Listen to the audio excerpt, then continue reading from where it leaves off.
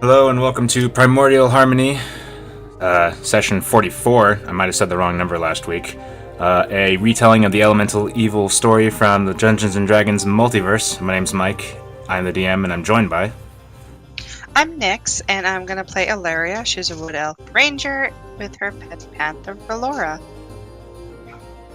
I am Senna, and I'm playing Delia the Gnome Wizard. My name is Miles. I am playing Tadias Adjanoff, a awesome Earth Seeker.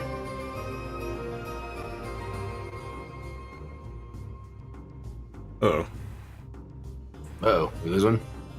Didn't hear you, Zaffin. Hello? Hello. There it is. Play Ezacriel Vitalis, the Fire Genasi fighter. Alright. And Hum, being played by Kitties, will be somewhat absentee tonight. Don't know if she'll be able to join us or not. Work decided to get in the way of her precious D&D time, unfortunately.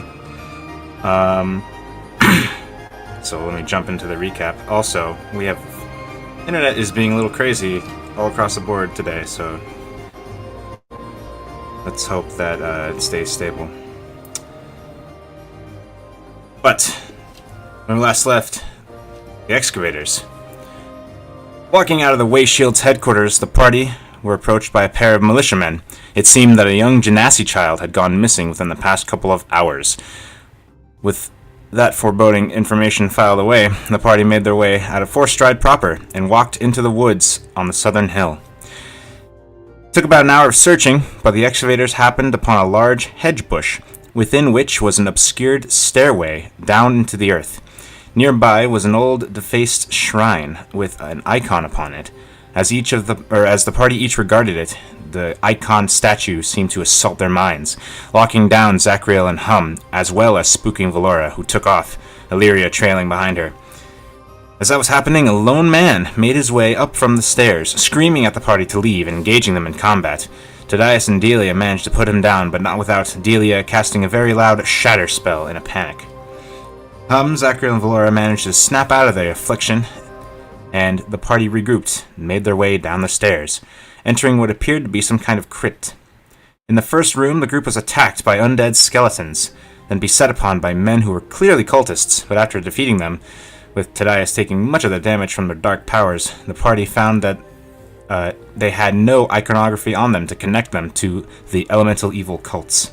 Delving deeper into the crypt, the party heard a distant, rhythmic thrumming sound. But before they could find its source, Tadias and Zacriel picked up on the sounds of a child struggling in a different direction. Fearing the worst, they went to investigate and found a young Fire Genasi child being held by two more of the mystery cultists that apparently were impatient to be rid of the poor kid. After a bit of a standoff, acting quickly, Tadias managed to save the child while he and the others took the cultists down. Oddly enough, they seemed to be slightly agreeable, but some force drove them to push the encounter to its violent end. The Excavators managed to keep one of the cultists alive. Tadias jogged back to Forstride to bring the young Brenlin home. Meanwhile, Hum attempted to interrogate the cultists, but after some fanatic words and several attempts at suicide, the cultist bled out after biting his own tongue. Hum managed to collect some information with her soul shadow ability. She captured the cultist shadow and with it learned that he was once a soldier in the Fourth Stride militia. The party, still in the crypt, rested for a spell while Tadias made his way back, taking no such break himself. They continued toward the thrumming sound, and the closer they got, the colder the air became, and the crypt fell away into a natural cave. Finally, the Excavators happened upon four cultists chanting to a strange orb placed on a broken stalagmite. They engaged the cultists, slew them with dagger, shovel, bolt, and fireball, and then approached the orb. During the battle, Delia's fireball seemed to create cracks in the orb's surface. She cast her detect magic, finding the orb to indeed to be magical. Guessing that this was the source of the miasma, Hum attempted to dispel the magic in the orb, but it seemed too much for her, and in fact, there was a recoil effect that caused Zacriel's stomach to churn. Their suspicions about this orb all but confirmed, Tadias began a physical assault with his magical dagger Razier, and split it open, but instead of simply destroying it, a strange, chaotic cloud billowed out from the broken orb, and lashed out with elemental energy. With Tadias wounded, Zacriel still afflicted, and the whole party growing low on resources, Would the excavators manage to vanquish this mote of chaos? We return to our story in initiative, but don't roll it yet because I have to get you to the page. Tokens. I have to actually get you to the page. And cue the music. Do you want me to? Oh, yes, please. Oh boy, I think we're having trouble with voice again. Also important to know.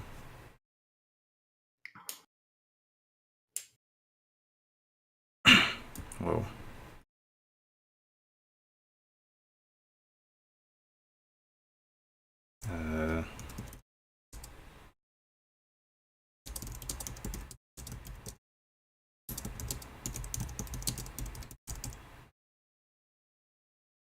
Okay, let me switch the page.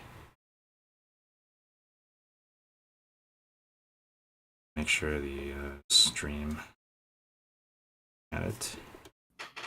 Okay.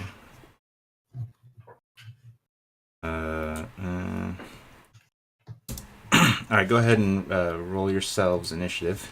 I've already pre-rolled the elemental.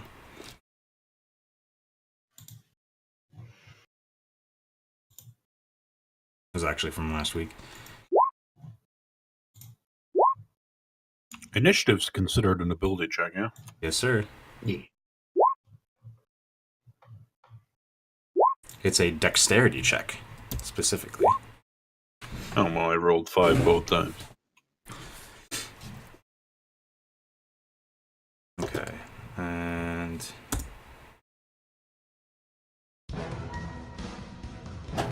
Alright.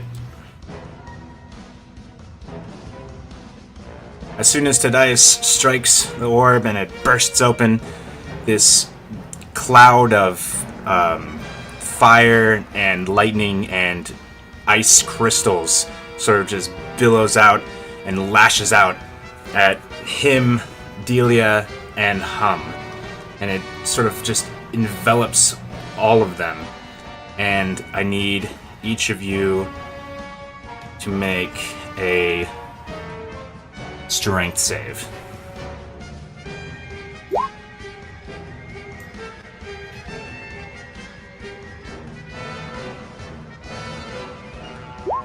So you gotta make 2 saves, Senna. Appreciate it.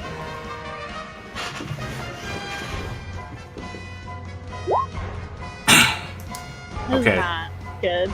Not good. Alright. So this creature whelms around you, and you're bludgeoned by crystals of ice and burned by this hot, fiery energy. And you were sort of all of the different sort of elemental energies are sort of binding you together, and Delia and Hum are grappled. You're also restrained and unable to breathe, except for Tadias, and you guys are going to take this much damage. Ooh. Tadias, you're taking half of that. And... I don't see the amount. Oh, whoops. Whoops. It's not public. And I should call it out anyway. That didn't count that much. So I take half of that. Take half of that. Alright. And that's its turn. So, Illyria, you see this thing just sort of envelop 3 of your companions. What do you do? I'm gonna shoot it twice. Alright.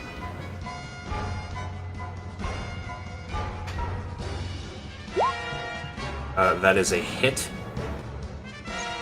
I got it. I'm still on disadvantage for some reason. It would have hit anyway. No crit.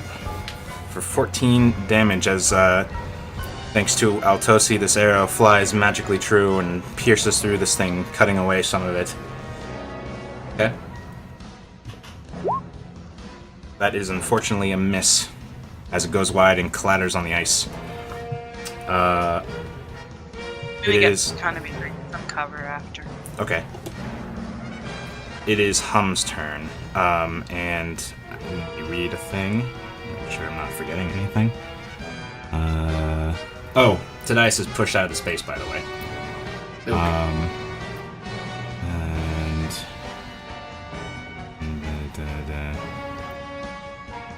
Okay. Yeah, it's Hum's turn. Okay. She's gonna try and get out of this. Okay, it's gonna be a acrobatics or strength save. She has a feat, I think, relating to being grappled, restrained. I think it's advantage on the check.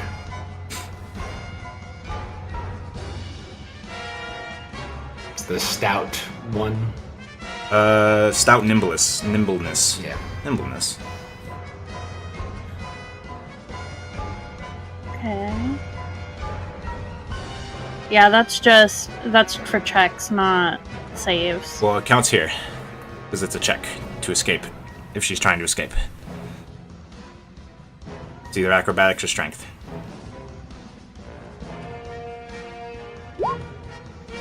Okay, she escapes. That was unfortunately her action. So she's pushed out. Can she still use her bonus action? She sure can. Okay, she's gonna give inspiration to Tadias. Alrighty. Dice, you feel a little bit better about the situation. And at the end of her... Is she gonna move? Oh, God, yes. Okay. Back here. Okay, well, she's going to take an opportunity attack. Bop. So the thing sort of like... a tendril that's like a swirling vortex of ice, lightning, and fire just lashes out at her. And it's gonna be this. 24 to hit. It's gonna be fire damage. And that much damage. 13 bludgeoning and 9 fire damage.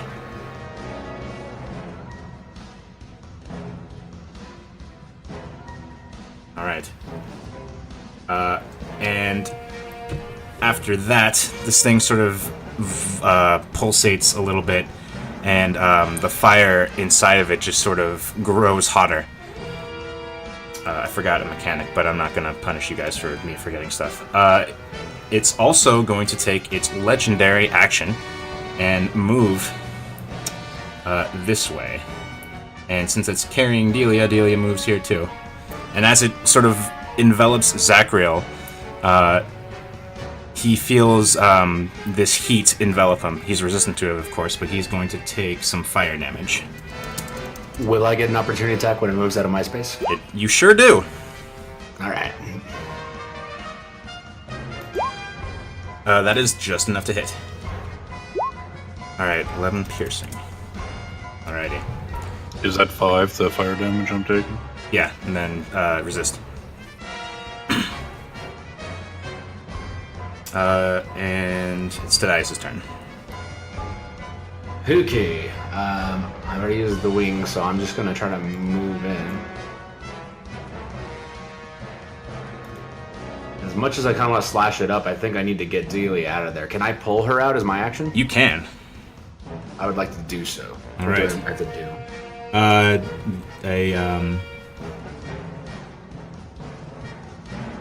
Could I use athletics because there You was can. acrobatics for that? Yes, you can. Alright, you pull Delia out. And I've got 15 more feet of movement, so I'll just kind of drag her like this way if I can. Just Okay. kind of away from it. It's out of opportunity Sweet, attacks. and- Yeah, from this spot, I will use my attack actions and throw stuff. So I'm going to throw Rezier for my first one. Oh wait, it was an action Oh, to no, I pull used my it. action. Yeah, Yeah. right. So yeah, I'm good. That'll be my turn then. you I start- can't do any bonus things that are worthwhile. You start reaching for your weapons, but other things happen first. Delia, it's your turn. Okay.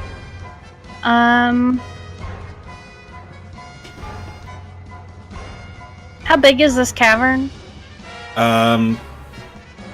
The ceiling is about 25 feet up.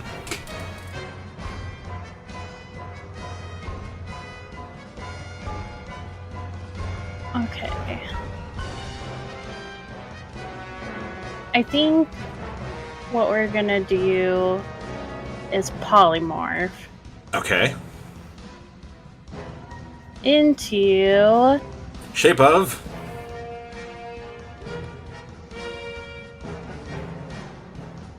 let's see here. I wish. Okay.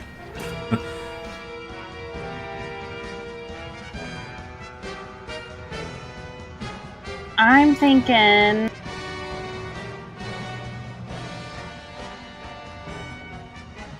Hmm.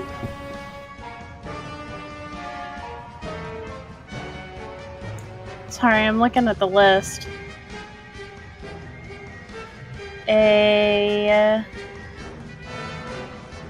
Let's just do a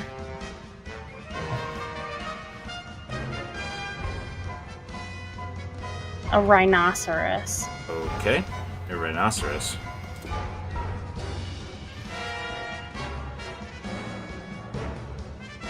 So, And I'm gonna interpose myself between Tadias and the thingy. there are no free No. rhinoceros tokens, and that makes me sad. Alright. Well, here's... Make Delia big. Nah. I'll just drag in a picture. Plus, we need to track HP. Hello? That's right. Come on, YouTube. I mean, Roll20. What did I say YouTube for?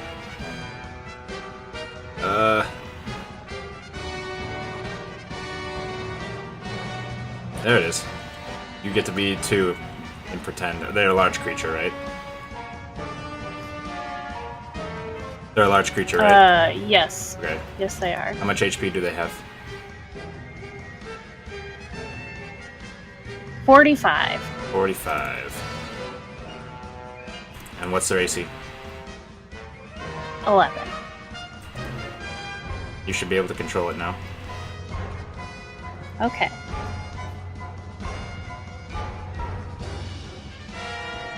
Okay, so what are you gonna do? Pretty sure that's my action. Ah, okay. Cast polymorph. Alrighty. Then, Zachriel, it's your turn.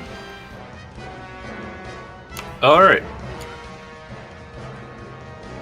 Oh, wait, did you say you were moving somewhere? Sina, you said you were moving somewhere? I just wanted to keep myself between Tadias and the Omen. Alrighty. So I'm gonna run around the other side of it. Okay. I'm gonna hit it with my shovel. Alrighty. Or attempt to. That one's a miss. That one's a miss. Yep, that's it for me. Alrighty. Zachriel all fucked up, fighting the very source of his sickness. It is this thing's turn. And I need to roll a d6.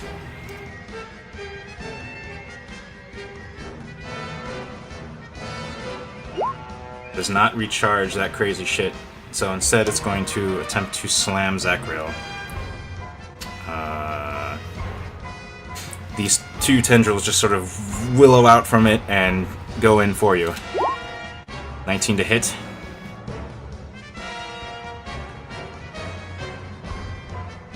Does 19 hit? Me? Yeah, you. Yes. Sorry, it's attacking Zachriel. So 11 bludgeoning and 5 fire, or 8 fire damage. Resist as you will. And then it attacks again. It doesn't have advantage. Sorry. 14 to hit, misses. Alright. I will riposte. Riposte! That's a hit. Oh my god. For 11 magical bludgeoning damage. And 12. 12 magical bludgeoning damage. And you see this thing starting to chip a little bit. Bits of ice fall to the floor and stay there. That's its turn. Illyria. I'm gonna step out and take 2 shots at it again. Alright.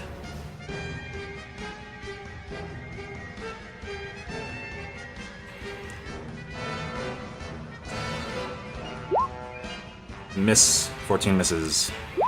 22 hits. For 14. As another arrow slices through this thing. Alright, anything else? And I'm back up to hide. Alright, it's Hum's turn. Okay. Hum is gonna cast Cure Wounds on herself. Alright.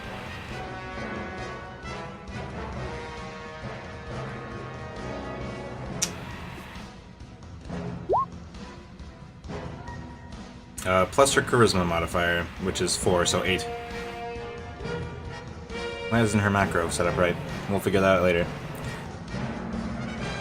Is she doing anything else?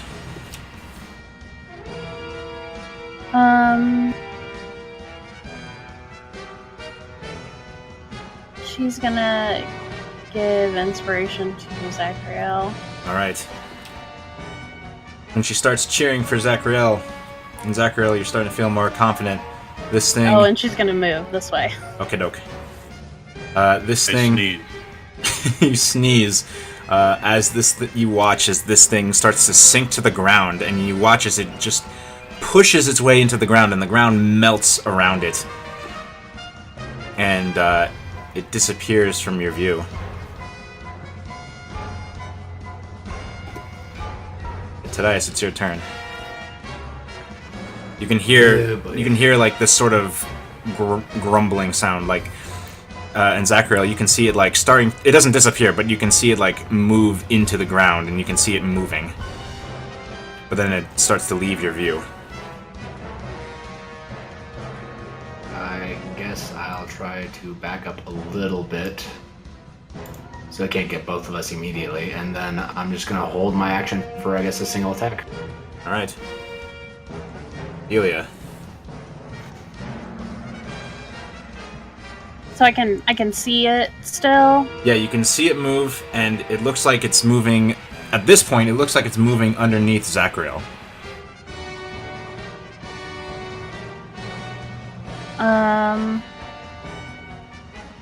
Because you're at an angle that makes sense. I'm gonna back up a little bit. And then, would I still be able to hit it with an attack? What's the range?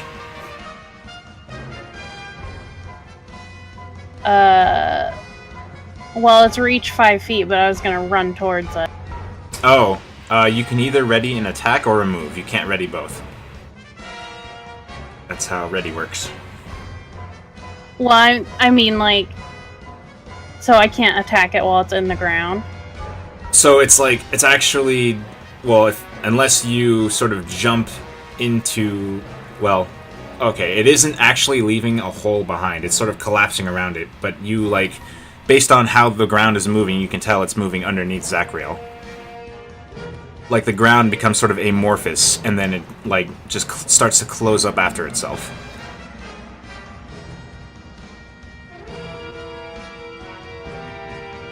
Well, I guess I'll move over here and then ready my gore action. Alright. Zachriel, what are you doing? I'm gonna try and hit it with something. Okay. So It definitely has 3/4 covered at this point. yeah. I'm gonna try, and I'm just gonna hit the ground with Suni, and I'm gonna use one charge to do Earth Tremor. Ooh, okay. I like that a lot. Wow. Thinking outside the box. I'm gonna reward you for that. DC 15 deck save.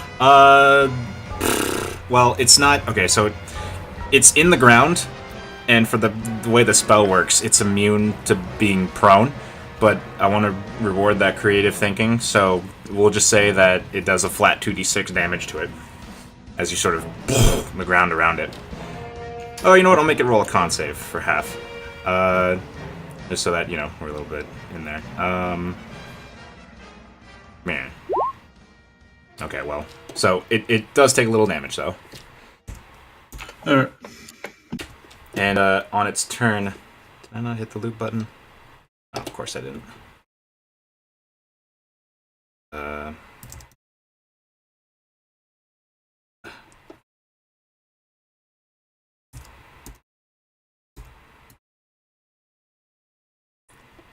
It's a little weird.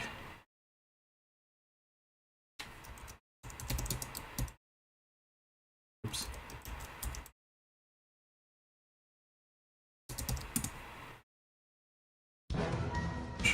Okay.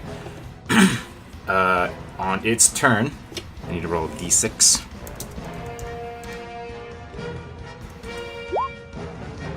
Okay. It... Boof, right underneath Illyria and Valora. And I need Illyria and Valora to make strength saves.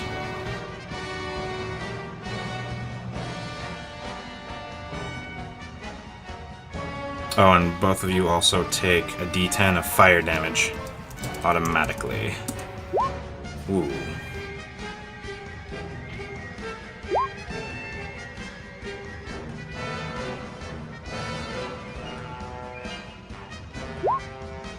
Alright, so unfortunately neither of you save, so you're gonna take some damage. As this fire and these rough, solid ice blocks just bludgeon you. And then, as you are grappled, it's going to move, heading... Oops. Heading... Oops. Heading down 5 feet. Why did it do that? Why did it do that? Not snapping to the right grid. Heading Was down. it visible to me when it came up, or was I in a bad angle? You're kind of behind a big rhino, but Ah, I'll say that. Well, no, I'll just say. I mean, you saw it, so it'll just have half cover. Okay, so I just use my attack real quick. Alrighty, go for it. I'll have disadvantage anyway, so disadvantage and half cover. It's probably not going to look too well for me. Nah, Yeah, you're good. 12 does not do it. So, and then it's going to move into here, and that's its turn. Zacriel, as it sort of just wifes over you again, and you're going to take some more fire damage that you'll resist. And that's its turn. Illyria, you're trapped in this chaotic storm of elements. What do you do? I'm gonna get me and Valora out. Alright. It's going to be a acrobatics or strength, or athletics.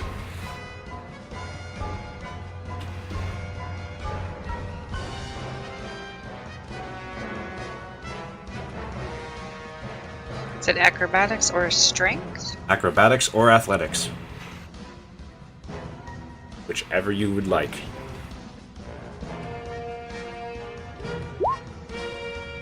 Alright, Illyria manages to slip out. Are you going to roll for Valora?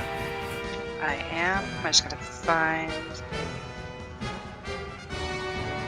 You may not have either skill, so you'd have to use her regular ability modifier.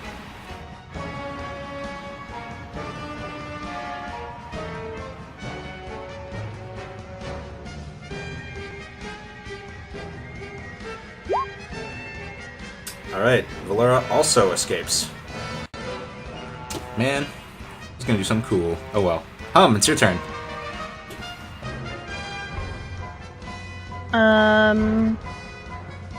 She is going to fire her crossbow at it. I don't know, is she? When you say it questioningly, it makes me wonder if that's what you want.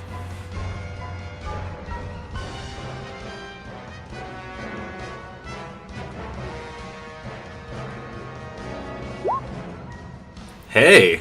And she's gonna do her psychic blades too. Alright. So that's... She also gets to add her charisma modifier and damage, so that's another 4 damage. So that's gonna be Math. Oh, wait. Did she maximize her crit? No, she didn't. So that's gonna be... Oh, man, math. Okay, 13 plus 4, 17. And then, do the Psychic Blades. 7. Oh, that sucks. But you get to roll one more time. Okay. Well. I just wish Kitties was here. How does this go down as you destroy this crazy thing? What's it look like? Oh, she killed it. I don't know. Okay, well then I'll do it. So, as Hum's psychic charged bolt pierces into this thing, you see like these the ice crystals inside popping, and electricity just sort of like lashes out all over the place, and it starts to just disintegrate into like a small little smoke cloud, and it kind of like wafts down onto the floor, and trying to find something here.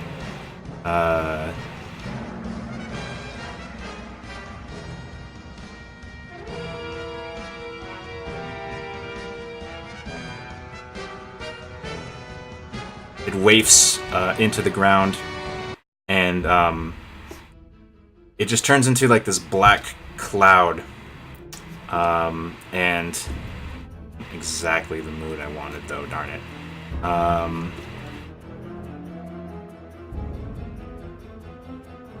And then it just sort of spirals around the room a little bit. Try this one. No, not that one. Oh no, that is what I wanted. And you watch as it sort of, I'm gonna delete it now because it doesn't need to be there anymore. You watch as the sort of dark energy like smoke goes into the mouths of the dead cultists that are all around here. And you watch as they start to like sit up, but they don't like spring to their feet or anything. And all simultaneously, they say, "You poor fools! We are all over this land. Chaos will reign, and this earth will become its gate." And then they sort of stop. They're just sitting upright, completely motionless.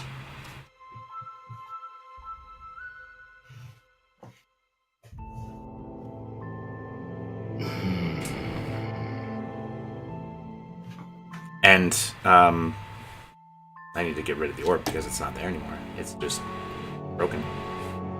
So the bodies are still upright even though they're not talking? Yeah. And I walk over and kind of put my boot on one shoulder and try to push it down and see if it falls over. So, you know when you have like... so you push it down, but it seems like it's locked in place. As you push this corpse's torso down, the legs go up. And then it just kind of flops on its side. But it's still completely rigid.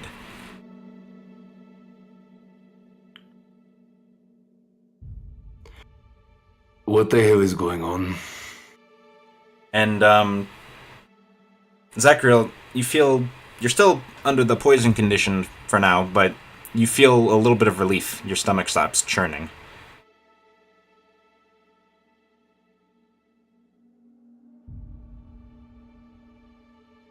Oh, I'm ready for a nap. Agreed. I'm gonna check out these bodies, see if they have anything interesting on them. Any details that might help us find out exactly what the hell they were. Hum's gonna heal Tadias. So searching their bodies, aside from a dagger and a crossbow, you don't seem to find anything of note. And as you're searching them, you see their faces getting just twisted if any of their faces are left after what you did to them last session. And it just sort of they frown. One frowns. One has like this look of disgust. One has a very joyful looking expression, and the other one is sticking their tongue out. Could this kind of face manipulation of dead bodies give me any clue to what kind of powers was animating them and making the talking? Could I get a check to like try to analyze that? Roll either religion or arcane, whatever you want. Let's go Arcana then. No.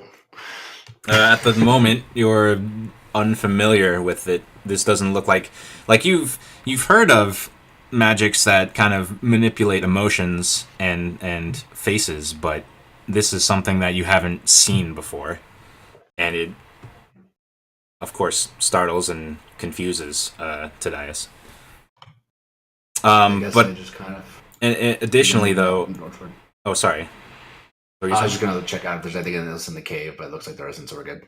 Yeah, so as you're stepping on this pool, like, your feet clatter on the floor as it's solid ice. However, you sort of notice that the temperature seems to be not as oppressive. It's cold, but it's not like you're in a freezer. And also, one other detail that you find as you explore their bodies, somewhere on each of them, there is that same spiral. But it doesn't look like... It looks like... there it is. I need to change the name of this. Because it's not just a symbol on the goal. It is... it looks like these patterns just look like they've freshly appeared. Like, it's not like a tattoo that's been on their bodies for a long time. It looks like scar tissue that's glowing, and it looks like it's not bleeding because they're already dead.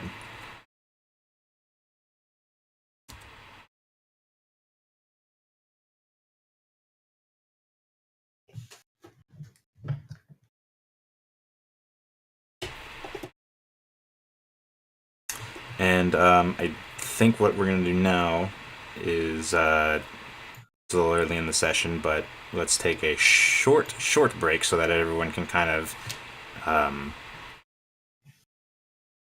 well, no, let's continue a little bit longer. Alright, so... I get rid of that. So what do you do? I'm gonna kind of walk back to the group and look over Zachariel and ask him, "Did they do it? Are we done?"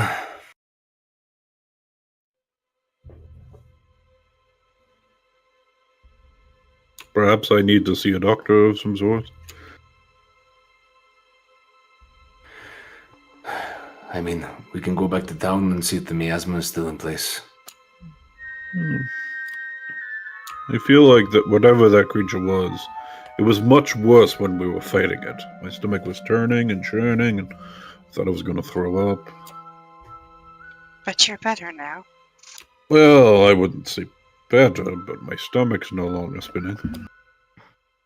Ah, that sounds like a good sign. And another detail, looking over where the orb was, the color, the weird color that had been around it, is gone. It looks like just normal glass now.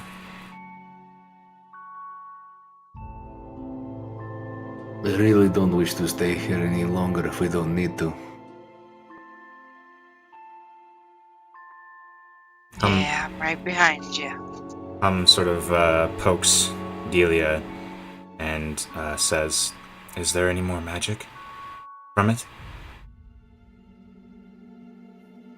I'll cast Detect Magic and take a look. So what you sort of see when you focus,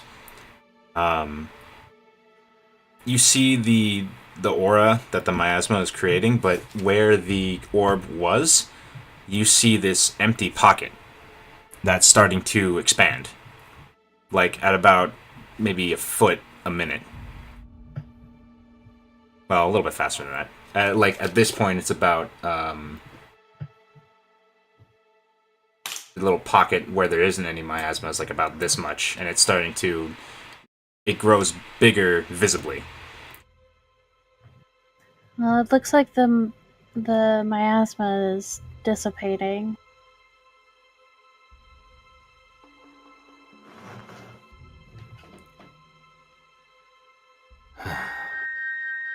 Then it's probably best we go get some rest. We have more things to look into in the morning. Okay. So everyone starts to huff it out of the cave, or the I crypt, believe so. crypt and cave. All right. Unless anyone else wants to investigate more.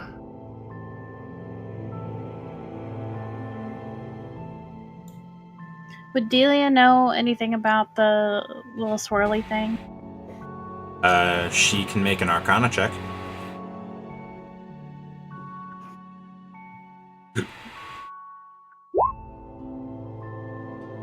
Let me. Okay.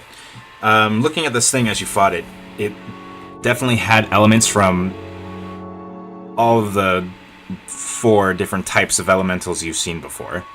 It had things that. It had traits from fire, water, earth, and air elementals. And looking at the ground, you can see that the way it burrowed into the ground, it wasn't digging, and it wasn't really just pushing it aside either. It was as if it was melting it, turning the earth. I meant the symbol that's on the cultists. Oh, okay. Well, I'll just give you that for free. Oh, okay. Actually, that's a religion check. Super high DC. So just don't reroll. What's your religion? Do you have any training in religion? It's +4. Okay, so then 21. 21. Okay, so that's still pretty good. You've seen this symbol maybe once in your readings. And it was mostly in or it was contained in a book that had it was talking about using, or not using, but it was talking about the theory of positive and negative energy in terms of the planes. And this symbol appeared within the pages of that book as amongst other symbols that were used by various groups that had to do or utilized negative energy in their magics. But that's all. You don't really remember any names, though. Guys, those symbols look a little familiar, but they're mostly only vaguely remembering that it's negative magics. Which I suppose is obvious.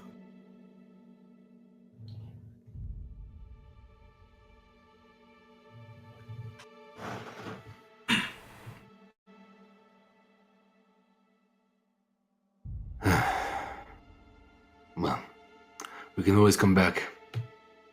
It's daylight, see if more cultists show up. Let's get out of here. Is this cave used for any other reason? Does anyone know about the religions here in Postride? Last session I mentioned that it was, I forgot what god it was, but it was a crypt for a certain god. It was a crypt for Helm, god of protection. Helm. There you go. That is a crypt for Helm, god of protection. So it's only been recently miasmad.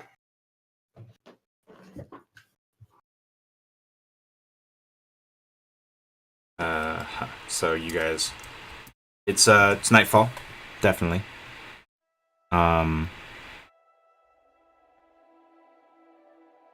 Yeah.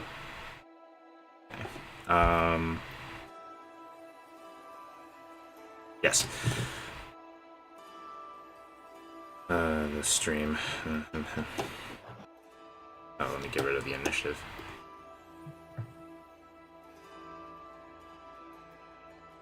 Alright.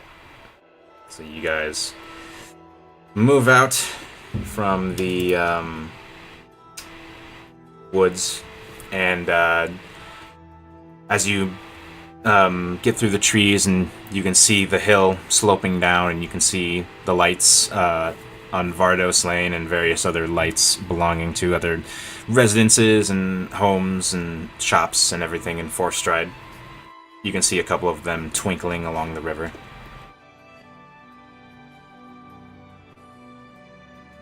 Where do you go? We're in the forest, right? You're up here.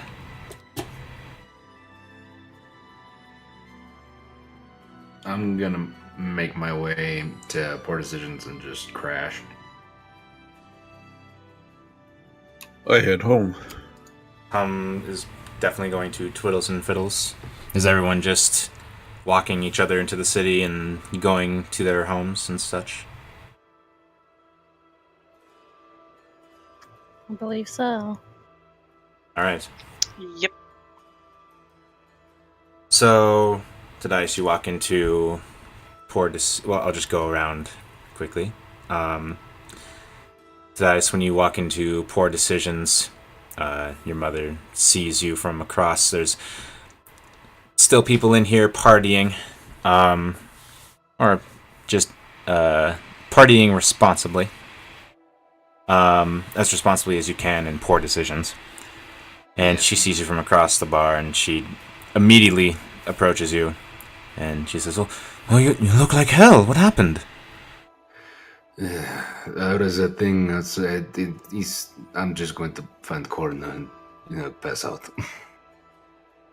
She says, "All right. Do you need anything?" No. Just take care of your customer. I'll be fine.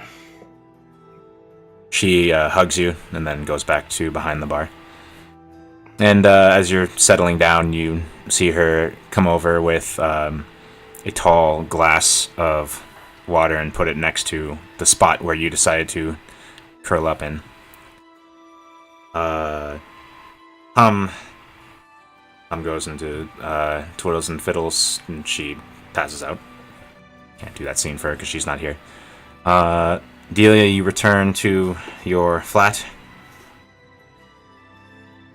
And pass out face down. All right.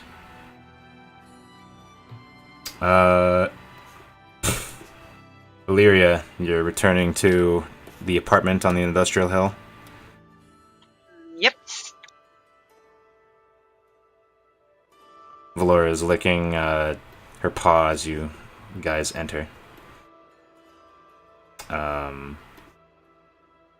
Zachriel, you go home.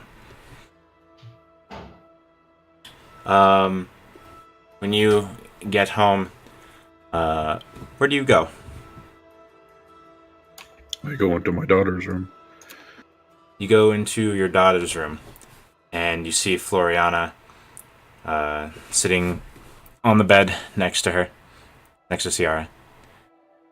And you look at Ciara, and you can see that she's sleeping soundly. And Floriana looks up at you, and she says, did you find whatever's causing it? Yes, I did. It's been dealt with. Delia says that whatever miasma or magical essence is slowly dissipating, so everyone should be back to normal. Yes. By morning. Ciara fever broke only a few minutes ago, and poor thing, just fell right asleep. Yeah, I know how she feels. She walks up to you and she says... She looks like she hesitates, like she wants to say something. And then she kind of stops and just takes your hand and she says, "Let's go to bed." Okay. So, her and Zachriel climb into bed and fall asleep.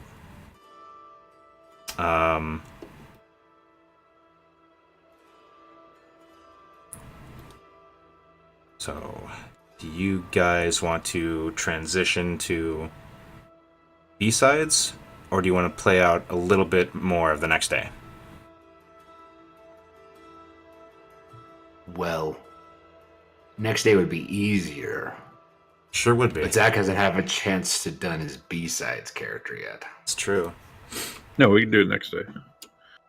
Okay. I'd really like Kitties to be here for the B-side. Okay, but fair enough. Yeah, I do. I do too. Gosh darn. All right. Or we could like take 5 now and see if we hear anything from her.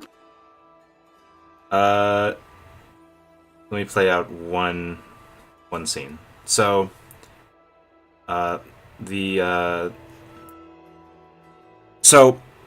Zachriel, you sleep soundly for several hours, but you can't help but awaken to Floriana tossing and turning, and finally she sits up.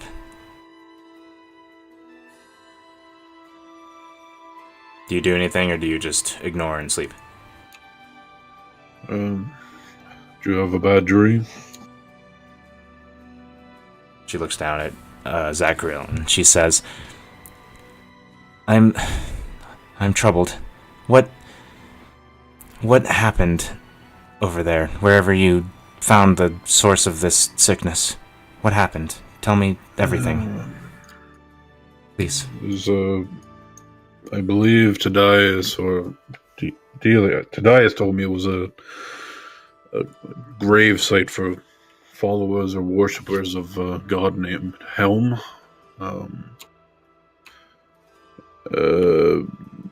Those cultists or something have been or were using it as a site to summon this strange elemental abomination. It was almost like fire, rock, and water all combined.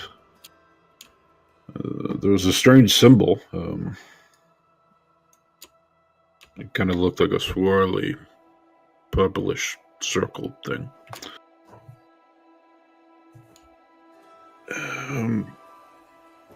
They had kidnapped a Genasi child.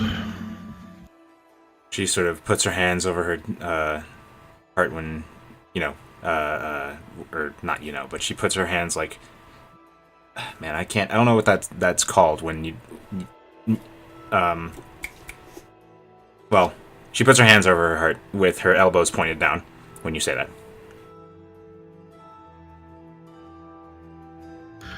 The child has been returned to his mother, as far as we are aware. Tadias took him back to town as we continued interrogating the cultists. Some of them were members of the guard here in town. But they're all dead now.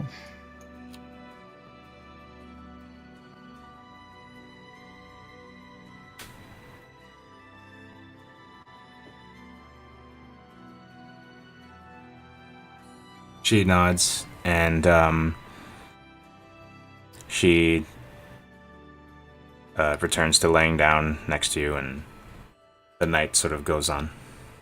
I will pull her in close and say, you shouldn't worry. These things happen, and people like us deal with them.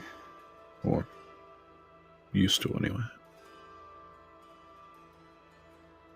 You see her kind of look down at your chest when you say used to, but then she snuggles in close and she closes her eyes and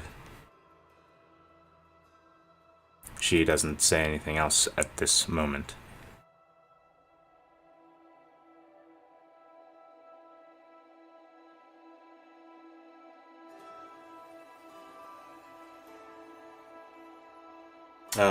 So the night passes. The morning sun comes. And let me just go around and ask. Let me get the music.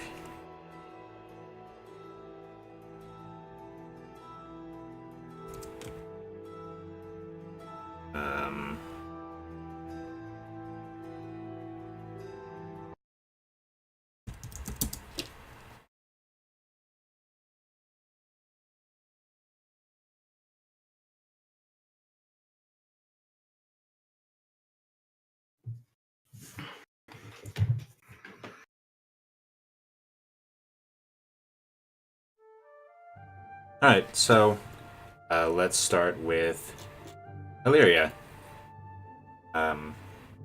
You are already awake because your trance doesn't keep you down all night. So, what's Illyria do when she sort of realizes that the sun is rising? She goes, makes tea, and I'd imagine like her house has a little balcony on it. Maybe she sits out there sipping her. Yeah. It has a small one on the side looking out. You see people starting to flock to Solid Strides, where they get to work, and you spot a familiar person, aside from all of the employees that you vaguely know through your late brother. You see a white dragonborn that you recognize to be Kalazan, chatting with some of the employees and walking into the place. Does he see me at all? I mean, you're if you said balcony, so high up, so they're sort of focused on, heading into work, so you don't see him, you don't think that they notice you. Okay, I'll leave it at that. Okay. Delia. Sun streams into your window. Do you wake up or do you sleep in or anything?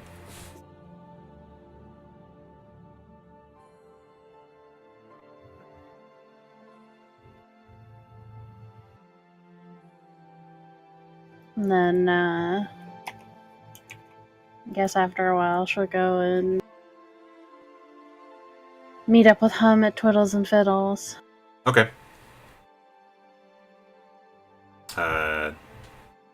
She's eating what looks to be a bacon on roll kind of deal. Well then we'll leave that at that. Tadias, you wake up on the hard ground and poor decisions. Just gonna kind of get up slowly, hear a few bones in my back pop, and look around, run over and try to snag something from behind the bar food-wise before my mom catches me. And Roll then stealth check. run off the arc. Oh, perfect. This is half the time I do stealth checks. Yeah, what's your classic? Not that high. Deal with the motherly love. So I Deal just with grab it. like a piece of I grab a piece of stale bread and I just dash off. I'm gonna run to the Archaeological Society. Okay. What do you plan on doing? I have a new fancy ability and I want to show one of my friends it. Gotcha. One of your friends? Yeah, one of my friends. Coworker, associate.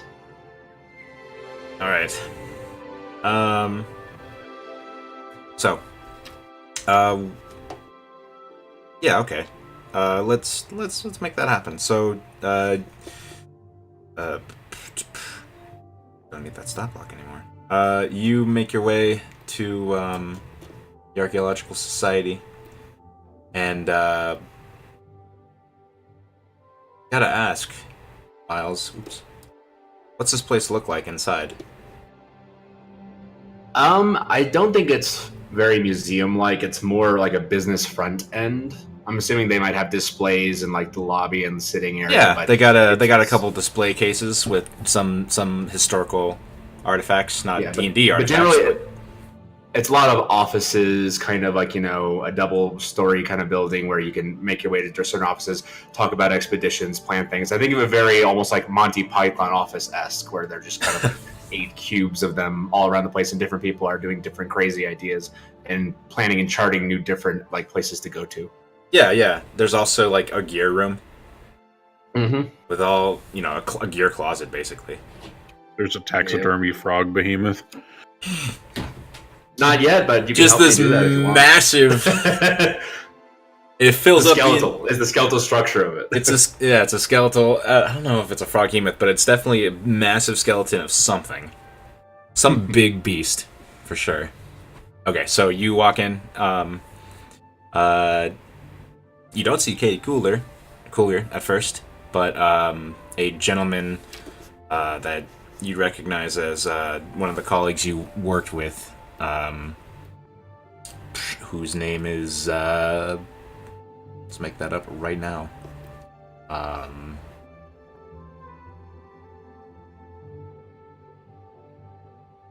Marty. Sure, Mari. I was going for Marty, Marty. Oh, Marty. Yeah. Morty works as well, but Marty was what I was Marty saying. McSwim. Well, good morning, Mr. McSwim. Oh, hey, Tadias. Haven't seen you in a while. Is in cool? Yes, I've been busy. Is Miss Coolger in yet? He looks out the window, looking at where the sun is, and she should be here shortly. Alright, I guess I'll go wait in her office. Alrighty. And you see he's got a big book open in front of him, and he's looking at a map of a region to the north. Fancy. Alright, well, we'll leave that at that for now.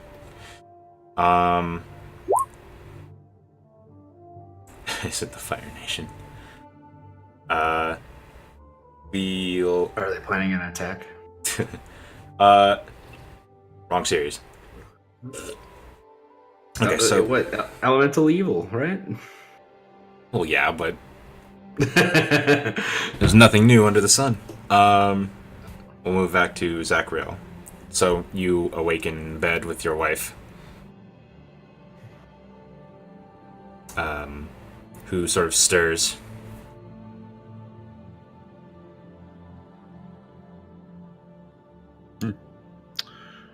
You feel... I feel better You this feel morning, right? much better.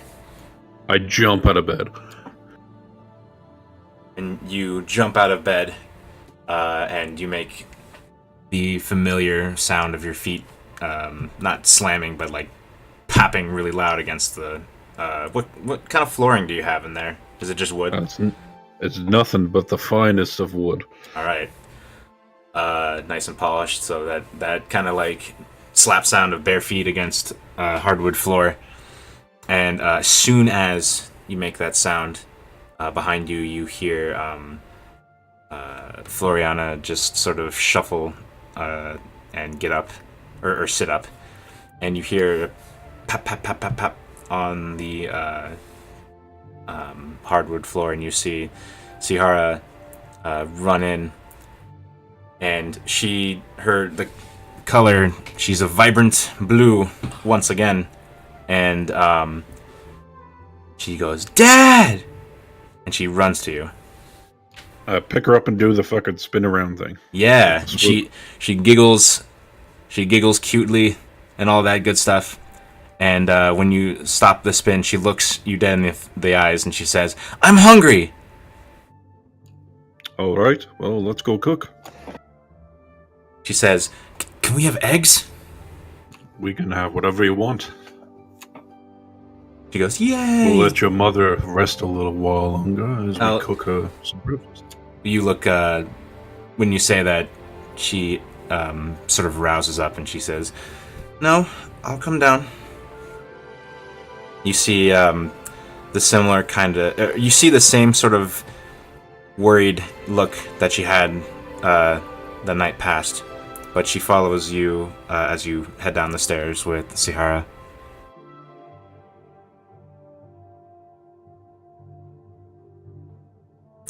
And I would assume that you begin to make breakfast. And the old farmstead family I give Squirt a high five. He did you teach him that, or do you think the kids taught him that? I mean, he's hanging around with two kids. I think eventually he'd... Yeah, so, okay. Yeah, you offer that, and he slaps your head with a watery tendril. Cedric and his parents are there, and they sort of ask how, like, if you're better, and just making small talk about it's not exactly small talk, but they sort of make conversation about, what happened and how much. When they ask if I'm better, I just go. I feel great. And I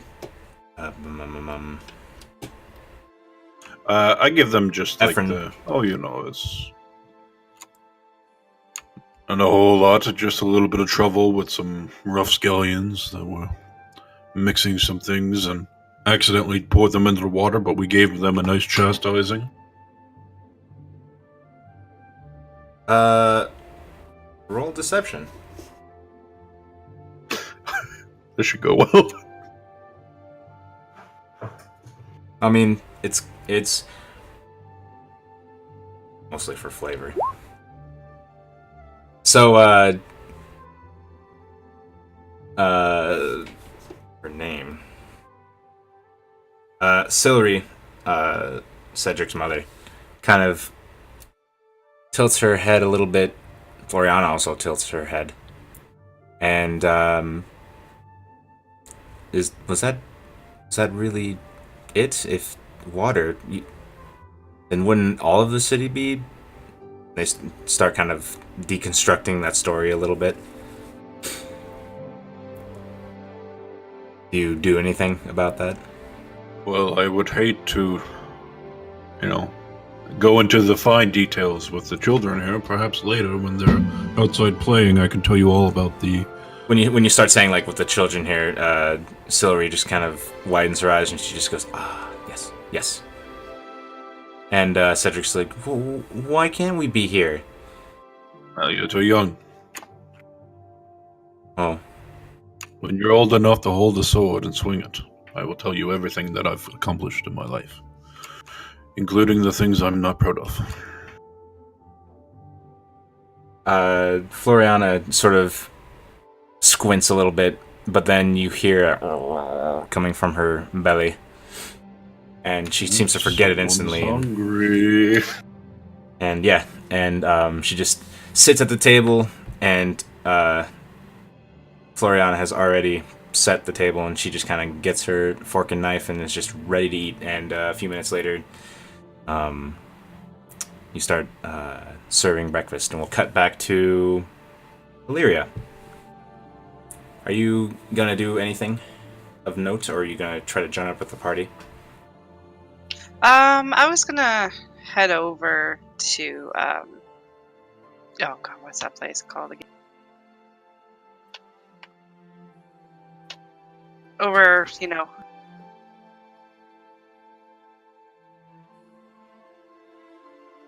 where my brother worked. Oh, Solid Strides. Yes, Solid Strides. Okay. Just to say hello and see how things are doing. Gotcha. Okay. So you head there, and oh.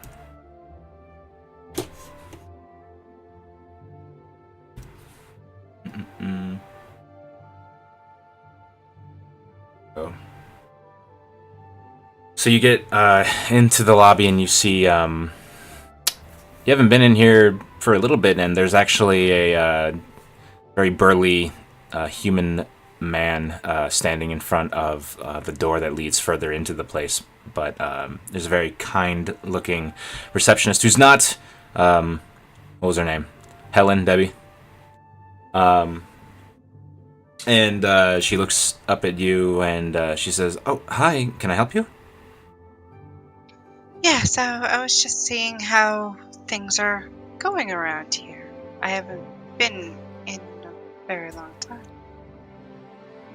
She kind of cocks her head, and then she looks down at her desk, and she shuffles a few things, and she says, "Oh, you're Illyria." Yes, I thought he was my brother. She says, well, I can see if Valen can spare some time. Give me a moment. Oh, that would be great. And she gets up and walks by the security guard, goes into the door, and a few minutes later, Altosius assistant, who is now seems to be running the place, Valen, walks in, and he smiles and he says, "Oh, Illyria, how are you?" I'm much better. How are you? How's the place running along? Great. We've been working with that individual who made a bit of a stir 10 days ago about that whole thing about primordial harmony, as he puts it. He's been teaching all of us Terran. It's the primordial dialect for earth elementals. Wonderful. It's been working pretty well. At least 2 of the operators have been taking it up quickly, and we've been making a lot of progress on our projects.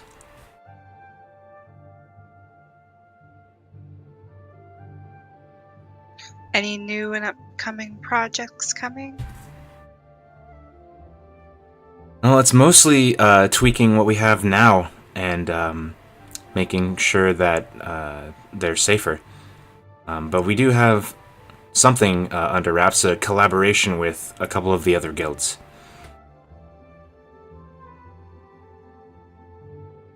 With the other guilds? Well, it's... He smiles a bit and he leans in close and he says, "Oh, it takes... it requires elemental energies and the operation of all types of elementals that we know of." He looks a little giddy when he says that. It's just a little drawing board project, but it's making a little progress. Great to hear. And how are you been doing? He slumps his shoulders. It's been a lot of work.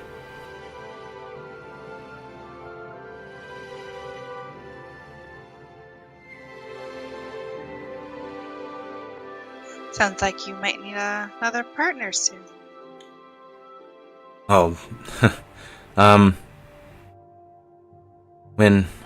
you know, I've had to take on both roles, so yeah, I haven't actually thought of putting I'm probably just going to ask one of the engineers to help me, and then we'll move on from there. But yeah, it has been stressful. He looks kind of looks a little frazzled, like he hasn't gotten much sleep. Well, if there's anything I can help with, just let me know. Of course, of course. Just stepping away. He nods. Did you need anything else? That's everything. I'll leave you to it. It was good catching up. It was good catching up.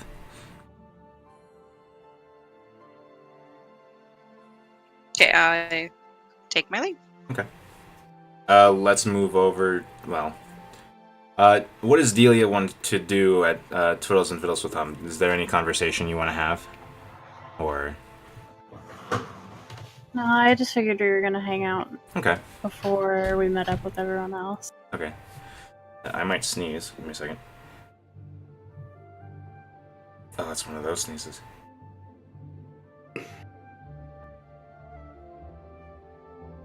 Bless you. That was almost like a Tasmanian devil. That's pretty much what my sneezes are, Tasmanian devils. Damn it. Tadias,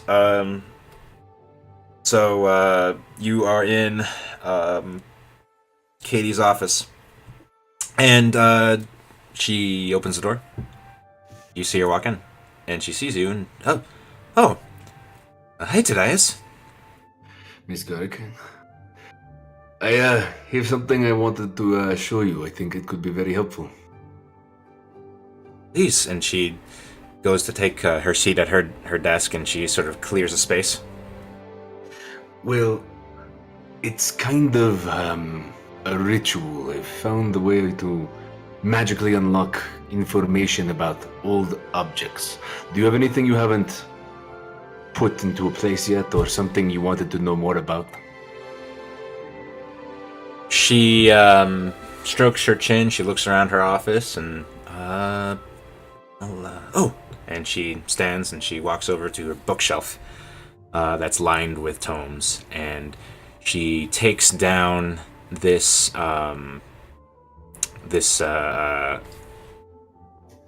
it's not, what is there a special name for a candle holder, or is it just candle holder?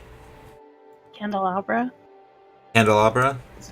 It's a big one, yeah. Yeah. If it's a big one. It's the one that has like multiple ones. No, it's just a single. Yeah. Fancy candle holder. It's a candle holder that looks like it's very old. It looks like it must have been mostly silver, as it's completely black, except for gold filigree all around it. She sets it down and she says, "We found this north in Galtona a long time ago, and it didn't make sense for it to be where it was, just based on the records and literature we came up with. It's been a bit of a mystery." Well, I can draw out its origins and potentially something critical if it's stored in there. Let me try. And I'm going to raise my hand over it and begin my minute ritual and get my object reading going. All right.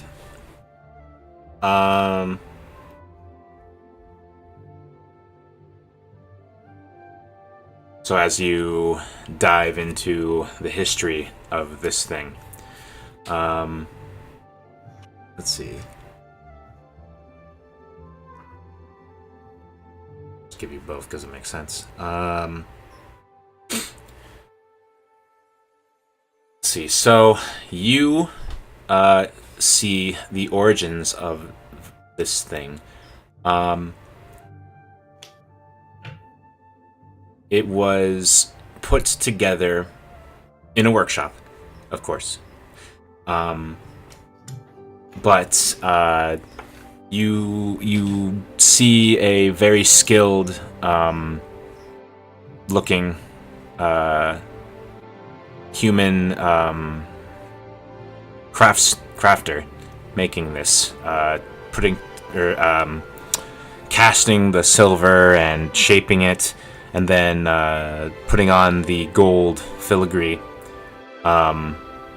and using some sort of compound that is sort of blue in color, and sort of casting it onto this object, and then lighting it or placing it within a flame, and the flame turns a deep shade of green for a moment, and then it ceases. And then when you cast this again to find the most, or within the past 24 hours? Oh, okay. So the past 24 hours is just boring stuff. Boring Katie Coolger in her office looking over tomes and doing plans. So nothing immediately crazy about it, but human and some sort of blue and green kind of magic is slightly... Yeah. Or deep. Alright. I kind of recite it back to her and I said, Doesn't seem immediately that distinctive an item. But it's an interesting ability. I've already analyzed some of my party's items. Weird stories about almost trapped souls in artifacts. I was curious if you would run into anything like that. I haven't, no. Oh, I mean, unsure if it's a trapped soul or anything, but there is something we have in the basement. I don't know if it's wise to bring it out, though. And you know what she's talking about. There's this one item that's, it's just a normal vase, but there's something about it that just gives you the willies every time you look at it. And there was a bit of an incident involving it and not any of the archaeologists, but some of the people they hired to be along with them, kind of going crazy over this thing. All right, I kind of tease and I say, well, if you're too scared to investigate, I can understand. She furrows her brow, and she says, damn, let's go down there. All right. So you guys go down into the basement, and it's dark. It's not dark. It's there's actually a few torches with what you recognize as continual flame that light the place up well enough, but shadows are bouncing around as you enter this small confined basement, and she goes into the very back with you behind her, and she grabs this piece of parchment that's wrapped this vase, and she carefully removes it and has it set on a not inside, but like on top of a box that is full of hay, so that it's cushioned. And this thing has a bunch of really strange designs on it. Lots of humanoid figures in a sort of primitive style. And it's unclear exactly what they're doing, as they're they could either be dancing or fighting or killing. And when you look at it, you just kind of shiver a little bit. I kind of get the gumption, lift up my hand, and begin reading it. All right. The origins you pick up from this, you get the sense of a very dark time that this was created in a dark place. You sort of get this feeling of malice as a artisan puts together this vase with clay that is mixed with grinded up marrow and bone. That's all you get out of it. Did it ever kill anybody or do anything significant enough to have any information of that sort then? Yeah, so you do your another minute of object reading, and you get just sort of a well, wait, I have to. It's the Oh yeah, that's right. GM Yes. Okay, at the GM's It discretion. could also have. Yes, besides okay. those first two. Some event that happened in a place that you don't recognize, where somebody had this vase, just sort of held it for quite a while, and then a few days later, within the vase's proximity, just murdered somebody in cold blood.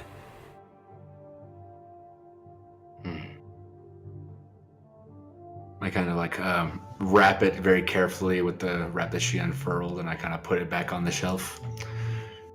Perhaps you shouldn't hold that. I don't usually. What did you see?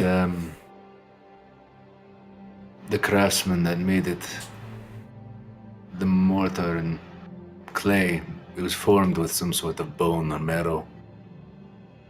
You see her visibly shiver. It harkens to a darker time. Supposedly, in one case, someone held it for a little too long, and they murdered someone. Violently. Against their wishes. Need to box this thing up a bit more, I think. Wouldn't you agree? Don't want an intern grabbing it or anything.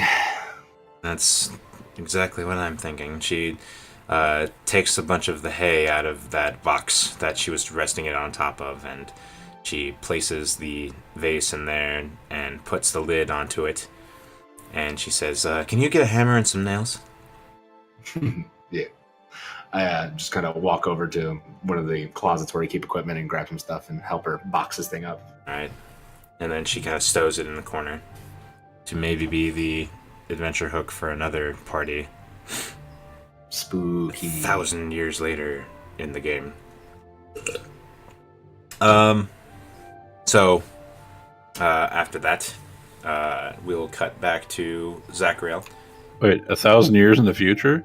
No, I'm just making a joke. Can you believe that these imbeciles used to use horse carts? Some rich person has it in their home and got a whole sort of The Shining nonsense going on. Okay. So we will transition back to Zachariel after he has served breakfast and everyone's eating heartily.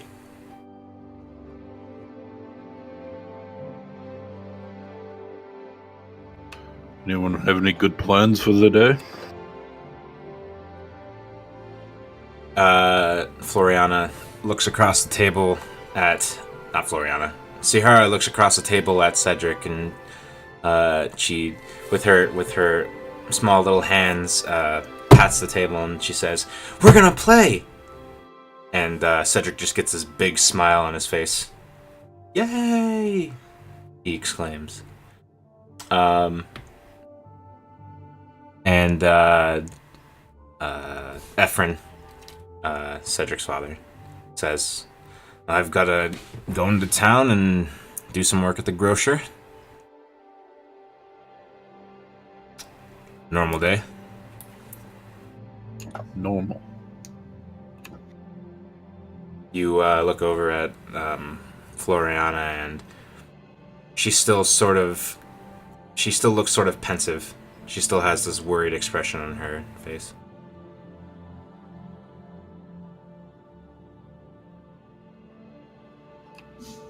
Why don't we go for a walk, dear? Oh. Yeah. Yes. Yes. Let's do that. She stands up, and she takes all the plates and forks and stuff and places them together and just puts them over at your sink area, and she takes your hand.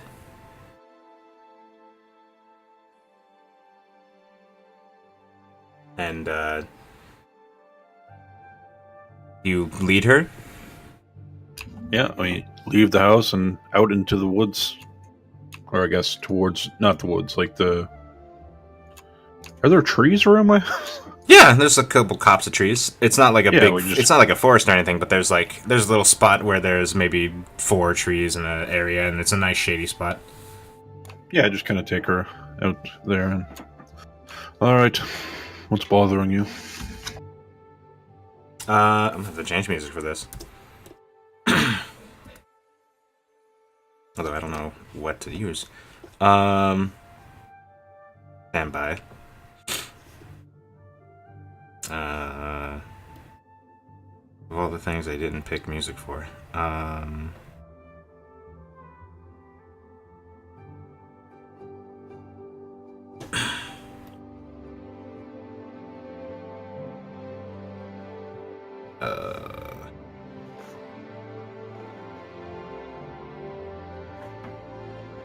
Hmm.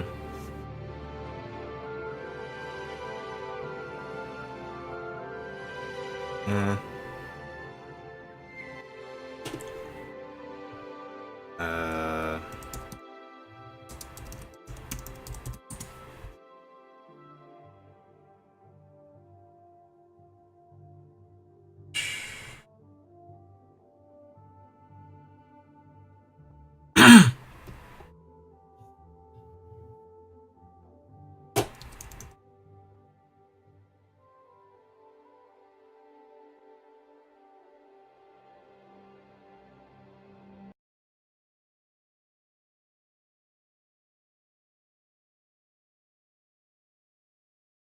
That'll do.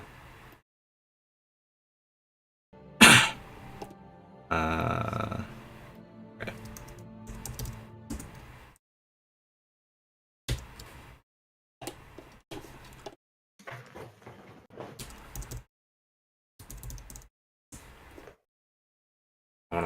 pay a person to be my DJ.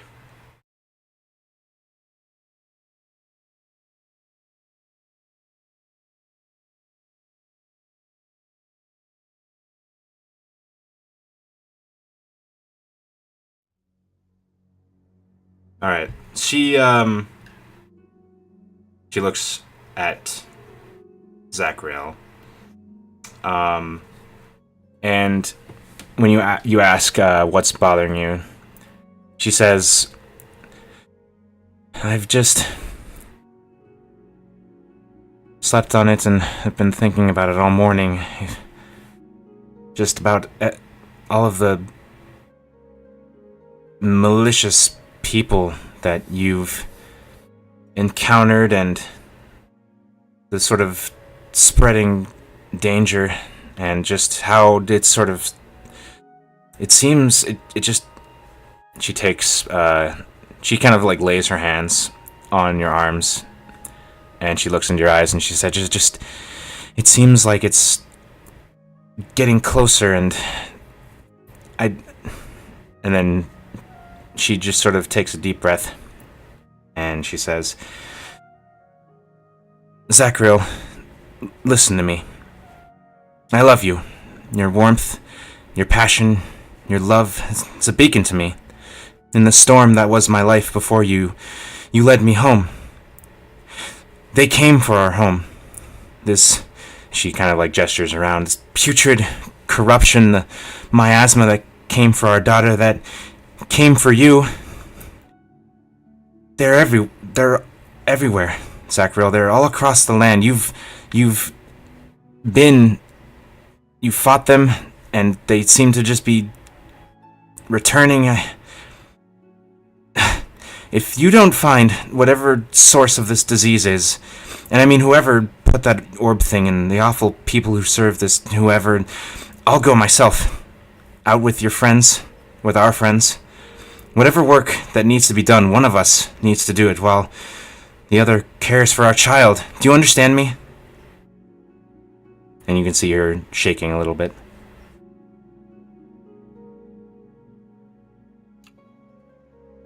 I do. I understand. She chokes back a sob and she buries her face into your chest. And you can hear her quietly crying. It's probably a bad time to tell you this, but I've been keeping a secret. I was almost eaten by a giant fire creature a couple weeks ago. She laughs a little bit through her tears.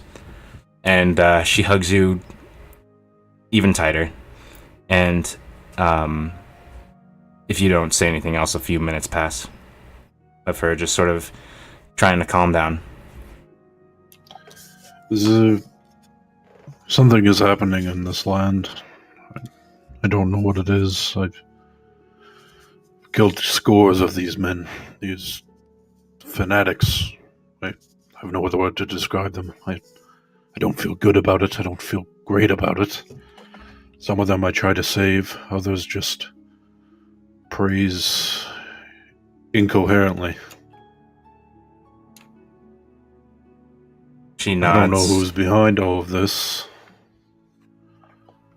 She nods and she looks up and she says, I want you to stay, but I can't have both of us sitting at home waiting for them to come get us.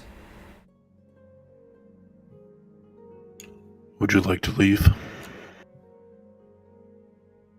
She says,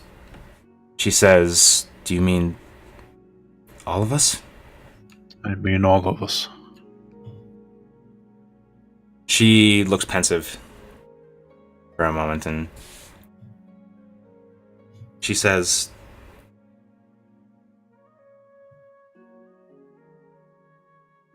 "This is..." I don't know where we'd go, where we would start over, but our daughter's safety is, and your safety is my highest concern. She shakes her head and she says, "Zachariah, this is our home now. I know there's more to be done.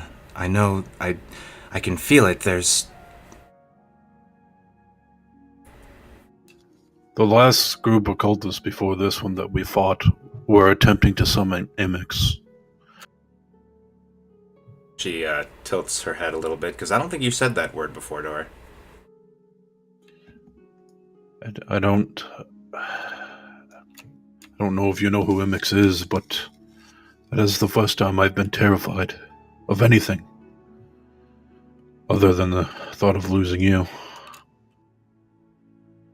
I stood in front of this gargantuan fire creature and I could barely move. Imix is a great evil. He's essentially where our heritage comes from.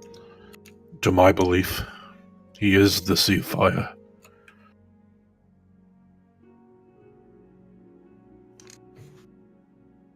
And if these cults are attempting to summon him, I can only imagine that whatever other of the elemental creatures, gods, primals, whatever they are, I can only imagine that they are trying to bring them about as well.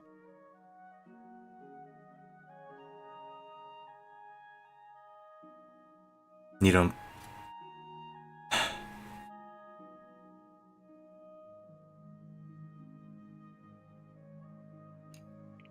I don't think the bloodshed is over. And I don't think anyone is safe. And whatever planned they have, they obviously have something to... They want to bring these creatures to this plane. I don't understand all of that, but it's not good, and a lot of people are going to die. She looks back at, your house. Yours and hers house. And then she looks back up at you and she says, I'm conflicted.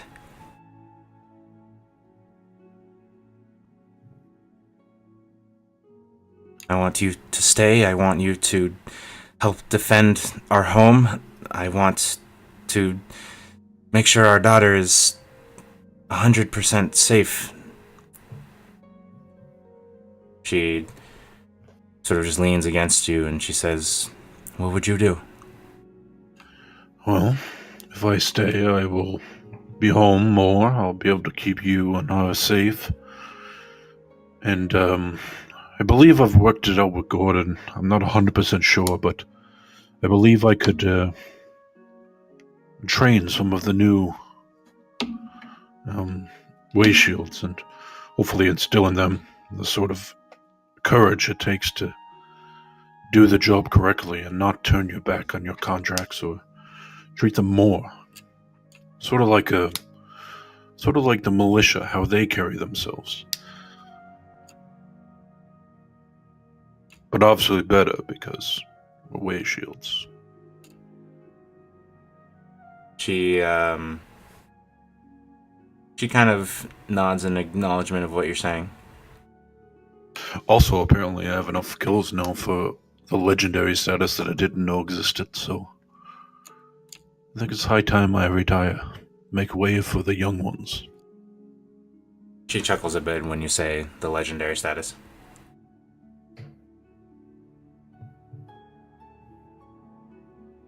She just kind of remains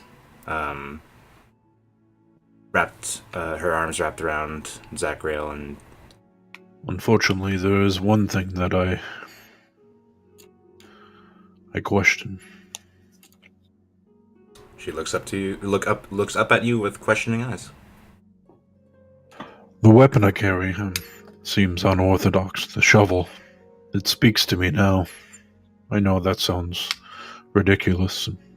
Maybe it is. If cultists he are or summoning... She goes on to So- say that if cultists are summoning these massive creatures from other planes, I don't... I don't see any... doesn't seem strange for a implement to have some sort of sentient. I mean, I can shoot lightning from my fingers. I can shoot flames, and your daughter can shoot some sort of cold, I assume. Or she can do something. I don't really know. Honestly, I don't even know how that happened.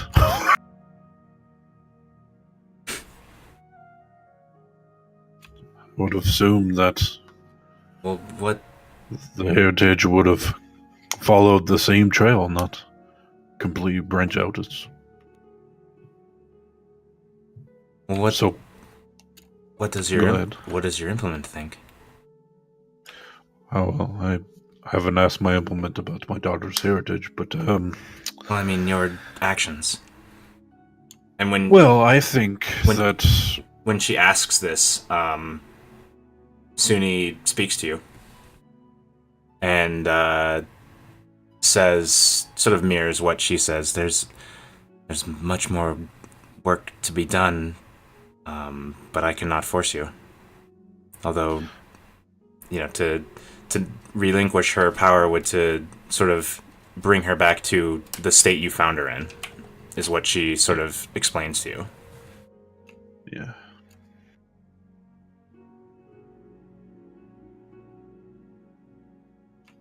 I think that deep down, Floriana, that all of this time you had these gifts. They were just locked away to you. And I think for whatever storm you've been blessed by, that is what helped cultivate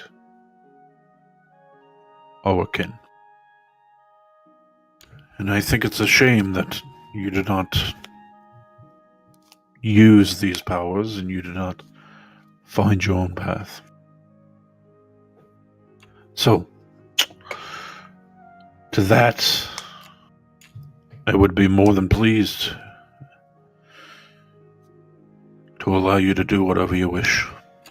If that means we have to start teaching our daughter how to wield a sword right now, and we travel out as a family and start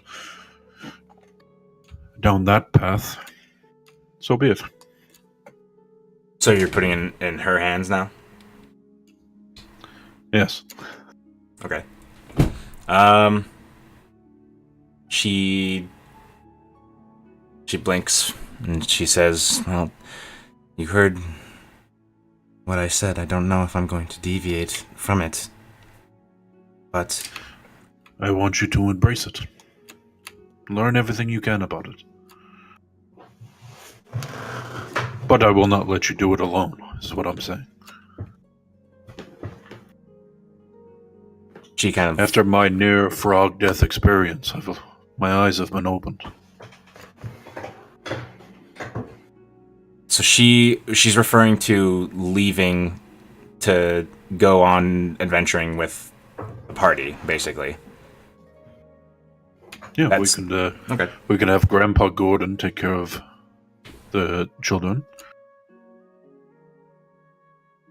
Gotcha. Okay.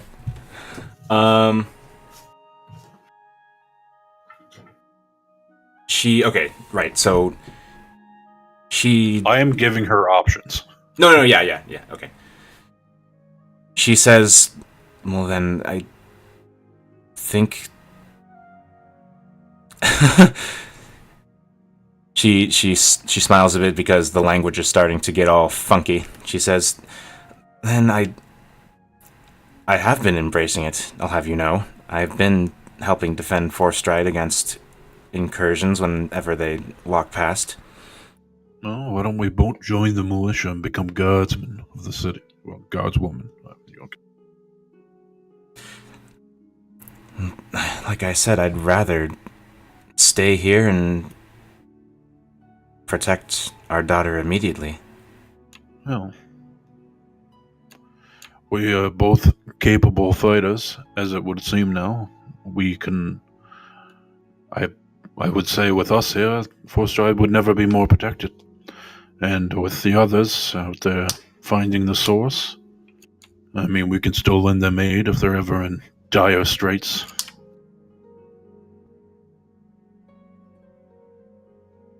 She says, let me let's think about it today. Can you stay in town for a day or two, please? Well, I told you the last time I left town would be the last time I left, so I am all yours. She nods. I think she nods and she says, let's get back to the house. I need to think. All right. And I think we'll take a break there. I've got a lot of discords for some reason. Oh, okay. Yeah, we're gonna take a break.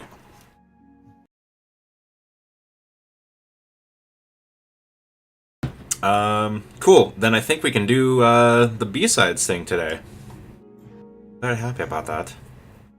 Does everyone sort of... do you guys feel up to it? Do you feel like you can get into those other characters?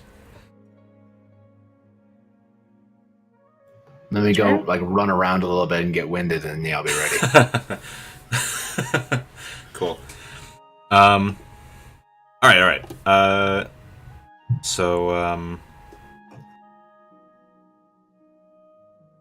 Close this character sheet to open this. Okay, yeah. So a couple things. For what we're going to do with the B-sides. That's not the right tab. Let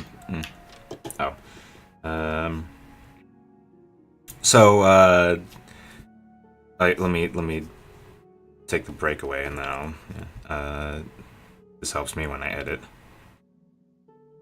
Okay.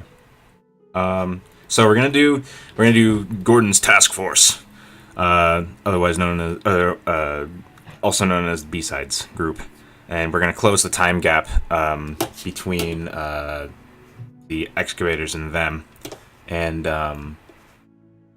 because where's the calendar page? Hello, calendar page. There it is. Because of the fact that they're essentially serving as characters in case your main ones die, they're going to have sort of a plot armor.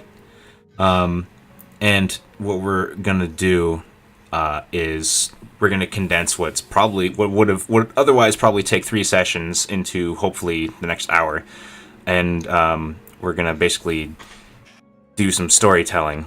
That's going to be mostly roleplay and glossing over combat. So for the combat, that is going to be mostly storytelling. You guys have an opportunity to sort of just think of cinematic, cool shit that your characters can do with their abilities. And I'll call on you as we narrate what's going on to, make it flashy and exciting. So, all of that said, as the Gordon's task force is currently comprised, so the party is all the way in the hills at this point, or actually no, they're in the forest, trudging through. Or no, they're just entering Forest Stride. That's right. So you got B-sides are heading down the Roll Forth Road. And as night starts to fall, before you get to near the center, you're beset upon by 5 goblins that seem to be very keen on getting all up in your grill. I want you guys to roll for... I guys want you to all roll a d20, except for Ignacio, who's not there yet.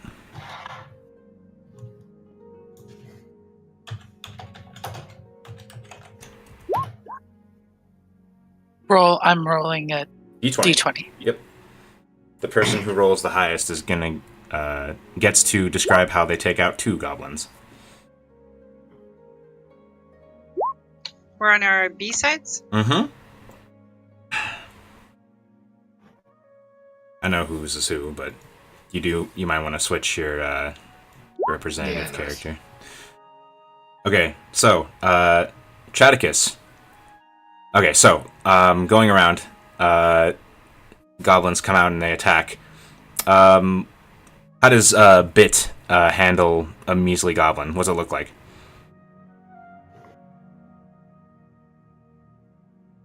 Just describe how she handily... Just, clobbering them on the head. Okay, so it rushes towards you, and you, without batting an eye, you just do a heel of hand right on the forehead, and the trauma just makes the goblin fall down dead. Maeve, what does Maeve do? Maeve pulls her sword and just swings it in a circle. Just whaps his head. Cuts his head clean off right before they can stab you with a dagger. Okay, what about Snow? Snow spins ice once above her head and then slashes like in a downward diagonal. Cuts them in half, but no blood comes out because she freezes its insides. And then Chaticus. How does Chaticus take out 2 goblins? We're gonna say that the last 2 goblins are running away from the first 3, just getting like aced in a second. And I'm trying to chase after them, but I'm failing to get. Oh, to hell with it! And I cast Moonbeam as they're in the distance. They just kind of evaporate. Yeah, perfect. The small devils are quite. I think it might be a good idea if we just take a break for you. I'll be fine. No. They, I was caught off guard. I would have been more prepared. I should be more prepared. I'm a way shield now. I should be. Does it ever get easier? Maeve puts her hand on his shoulder and says, "You're just doing fine, sir. Just keep doing what you do." Thank you, Maeve. We'll have you in shape in no time. Alright. So the night falls. You guys have a normal watch. There's a little bit of a disturbance in the bushes. But let me just roll a d4 real quick, and I'm gonna assign based on the order that you guys rolled. Chaticus, how do you ward off some goblins that look like they want to peek up and attack? I'll say I used one of my like anime deads, and I have a tiny little goblin body, and I kind of like make it walk towards them, and I say in a spooky voice, "Go far away, as far as you can, and run!" The rest of the party is awakened, if not by that, the screams of the goblins as they and they run in the opposite direction. Oh, you can go back to sleep. I thought it'd be easier than cleaning up more bodies. Good call. All right. So next day comes, and you guys make your way into Rollid. And it's early evening. Let me actually get the thing. Hello? There we go.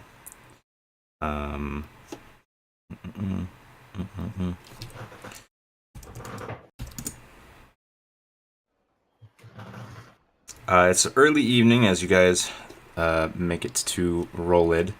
Let me change the map page. Make the stream. Okay. Where is Ignacio? Justin, do you have any idea what tavern you think he'd be in? Conveniently, whichever one they're in. Okay. So, Said like a true player. we're gonna put that right here. Schrodinger's which tavern?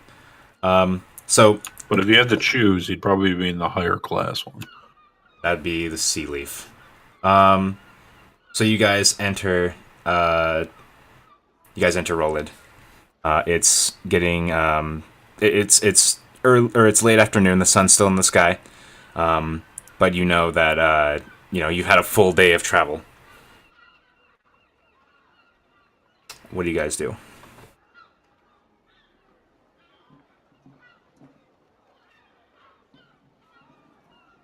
We just entered the city. You just entered the city. Go find something to eat. Lord Almighty, I could use a drink.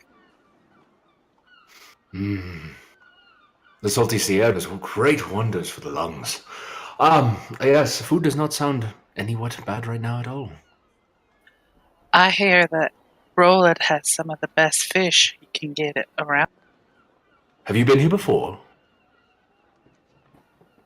I might have been here a couple times.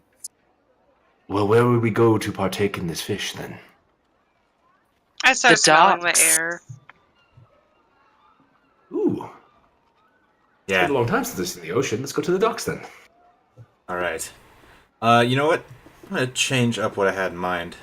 So Ignacio, you are in front of the. You're in front of the town hall and stronghold. I don't know why that was there. Oh, I know why. Because this isn't that same city anymore. And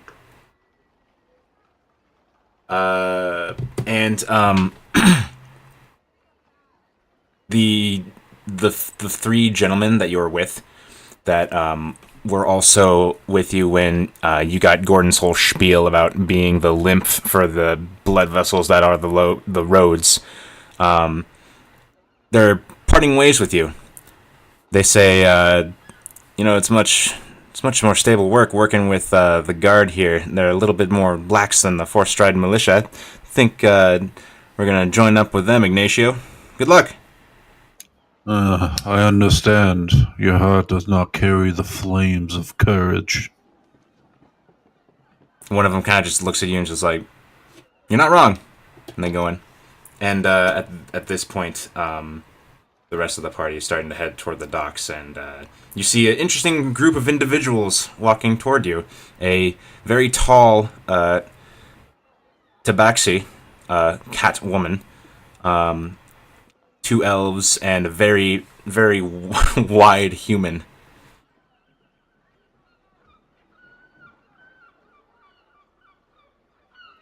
I walk out into the middle of the road and do a ostentatious hand flutter and bow before them. I turn to Maeve and I say, "Is this part of the fish sales? Is there a celebration going on?" I don't believe so. Well, But I isn't believe he you just a folk. fancy? I believe you folk are the ones I am waiting for. My name is Ignacio Ricardo Fermetta. Well, hi there. I'm Maeve. hello, Mr. Finetta. My name is Chaticus. Snow. Bit. What brings you to this street in your dazzling regalia? Well, I was sent here by a man. A way shield, I believe. I believe I'm also now a part of them. We're here to gain glory and spread the name of our good deeds and defeat whatever evils may come across the land. There were more with me, but it would appear that they could not handle the heat in the kitchen. Might I ask what exactly the kitchen heat was? Ignacio, you and those three dudes, 3 or 4 dudes. You guys had just had a couple encounters with goblinoids as you traveled traveled across the Old Fourth Road, and a small encounter with some gnolls as well. And one of them got hurt a little bit, and they kind of the one that got hurt kind of started talking about like, man, this is not as good as we thought it would be, and they found flyers for joining the Rolid's own militia, and they took it up. I believe the man was hurt by a wild dog, Knoll, I believe they're called. The coward decided that working here as a guard would be more beneficial for them, perhaps safer, easier work. I don't know. The flames from with the kitchen that you asked about, I'll cast Produce Flame on my hand. Ooh. I'm gonna go up to Ignacio, just kind of get into his face and just ask him if he likes fish. Do you like fish? Well, I like all sorts of delicacies. Um,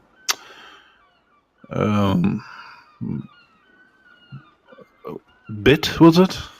Yes. I was gonna suggest let's go somewhere and talk over some fish. Sure. I could use a drink more than food, but food could be good. Well, the way I look at it, the food makes it easier to drink more. My sweet, looking into your eyes makes it easier to drink more. I think he Well, called you aren't ugly. you a charmer? Chaticus. I'm sorry, I just don't know how that would help. I'm only good for about one drink. After that, it just doesn't agree with me. But if you'd like, yes, join us. Do you know any good taverns or places? We were going to the docks to try to procure some fish. Well, you could go there for your fish. What's the name of the bar, Mike? The one that's more high class is the Sea Leaf. I've been spending my time at the Sea Leaf. It's a little more high class than what some of you may be used to, but the atmosphere is great, and the drinks are, albeit not very cheap. But if you would prefer something else, there's a bar over there, I believe, that is ran by a halfling or a gnome of some sorts. Well, isn't he Real cheap. knowledgeable? Good sir, would you actually know anything about the road to the north? We're going to be traveling northward soon, and if you were patrolling this area, you might know if there's more gnoll bands out there. Well, Shadicus! Hmm? I'm hungry. Let's All go right, sit all right. down. Fine. Yes, we will talk about it over fish. my pleasantly plump friend, there are plenty of gnolls around the surrounding areas. Are you sure you're up to the chase? Oh, I mean, they're all just bags of, animated flesh once I'm done with them, so I mean, it probably would be easy enough. And flesh does burn well. Yes, now. Anyway, I'm not going to delay any longer from this one and her Yeah, I'm gonna, Piscine interrupt. delights. So I'm gonna interrupt and say, "Come on, talk and walk," and I'm trying to herd you guys I all. begin walking. So you folks are from Gordon, I believe, yes? Oh, yes, the badges. I guess we're getting known. And you have one too, Ignacio. And they're Yeah. the design that's not exactly the same as the emblem, but it's like a cross. It's a brown cross over a green field with shields all around it. Oh, and who are you? My name is Snow. I will attempt to grab her hand. I'm gonna yank my hand back. Ooh. Oh, well, it's just sorry about that, miss. It's just customary for manners and such to properly greet a lady such as defined as yourself. I trust not the servants of the flame. Oh, come, And dear. I'll walk. My flames walk can past burn the soldest of ices. Mavis just kind of chuckling. Okay. So you guys all kind of grab a meal from one of the food stands that are still open, and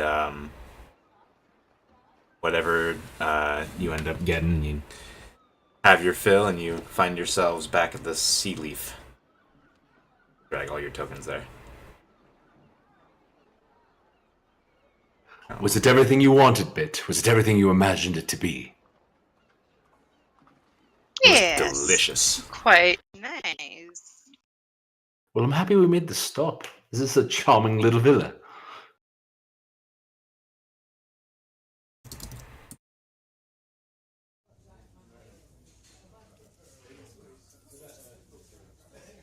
So It's what not bad. What have all you fine adventurers doing? What are your skills? Are you fighters? Do you stand up in front and risk being harmed? Why, yes, sir, I am a fighter.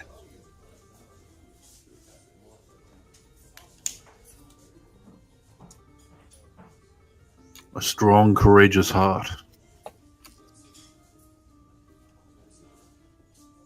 Most certainly. This one is very brave. In fact, all my party is very brave. I'm unfortunately the cowardly one that has to hide behind all their efforts. That's not true.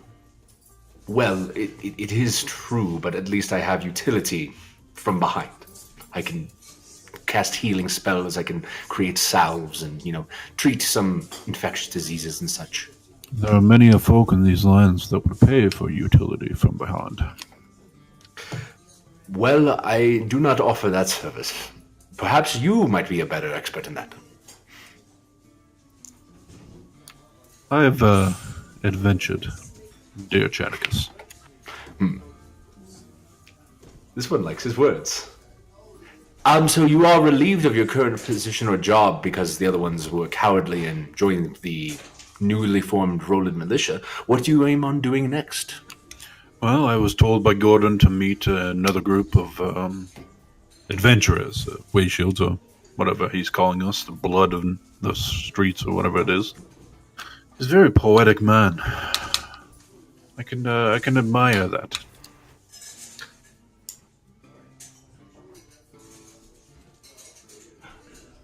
Was it any group, or did he specify us? I believe it was you. I could not mistake your physique from anyone else. Good sir. Fair. I'm probably the most portly, way shield currently. I haven't been on a You're scale as well. also quite skilled. Well, I appreciate the compliment, but if it is us you are seeking, then you have found us, and I believe we are probably going to be spending the night in town. But afterwards, you are free to travel northward with us. We are going to... how should we explain to our friend exactly what we are doing? Well, it seems that somebody might have gotten away from us, and so we're going to go take care of it. Well said. Not very much detail in that one. Maeve, was it? Why don't you tell me more of how you take care of problems? I mean, if you really want to understand the severity of the issue, Snow probably has the most information regarding the person we are going to be pursuing.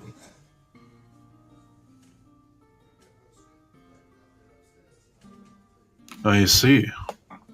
Well, Snow, regale me with your tale. Perhaps, if you would prefer, we could have a drink, get a little bit more intimate. I would rather die. She's very forward about her feelings about people. Well, I can only promise to burn you. I don't think you will die. I kind of put my hand on Snow's shoulder and saying, please don't in the bar, maybe outside. The Snow grits her teeth and says, "The person that we're looking for is a member of my parish, or was at one point, and decided to leave for gain."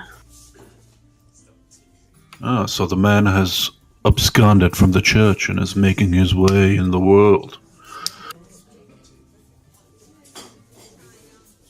Using blasphemous magics, yes. Oh, well, next time lead with that, my dear. I'm already getting excited. I'm getting fired up. It's always a pun with this one. I kind of enjoy it, but it might grow old very quickly. I do Chaticus. believe that Snow has already found it to be old. Perhaps. Well, if it gets too old for you, Chaticus, just let me know and I'll take care of it. I believe he is an ally, and he looks like a very confident man. I believe he will be serving us much good in the coming adventures and challenges. But I do enjoy your spunk, Snow. Well, many people tell me I have a way with my tongue.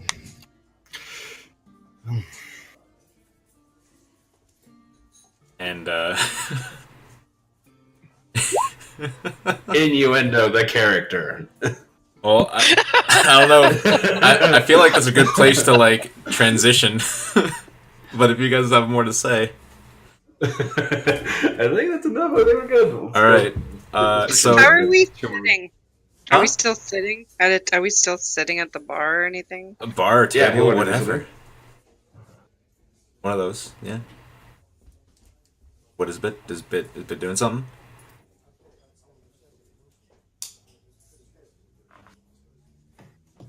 Oh, okay. All right. No. Okay. So then, cool. So, the night passes, and, to spend the night here is, a silver. Figure out how, if you want to share rooms or anything. But, the night passes without incident.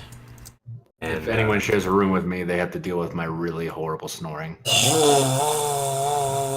Yeah, just phlegm everywhere. Just.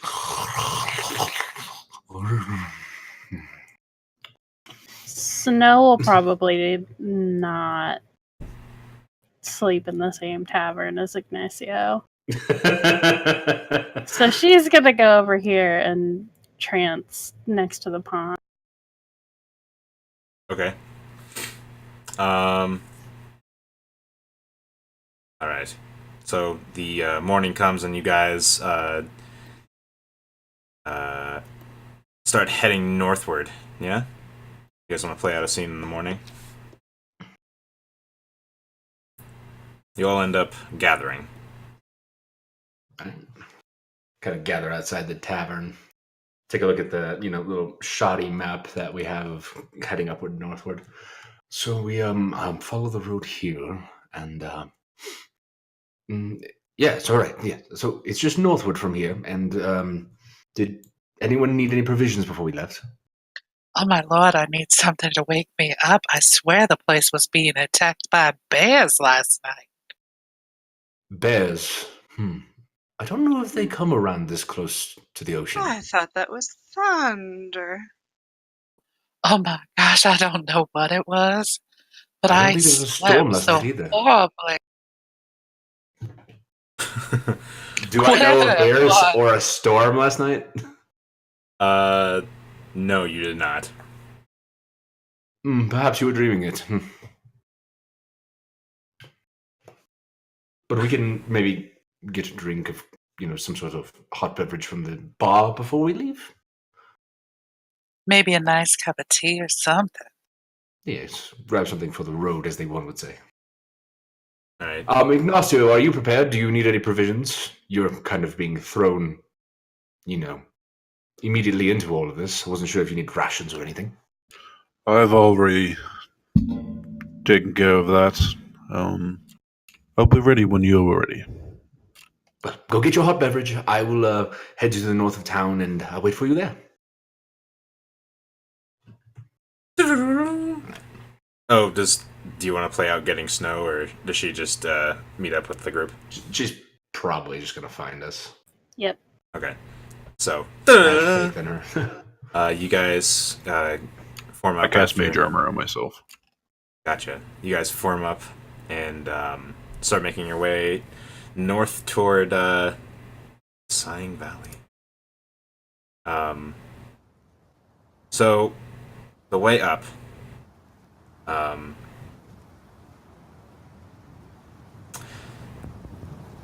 you guys start making your way up the trail that's parallel to the river as opposed to the Galtona Road, and you around the early afternoon, maybe about 2 o'clock, you all encounter a group of gnolls that are just sort of marauding about. There's about 7 of them. Describe to me how you take them out.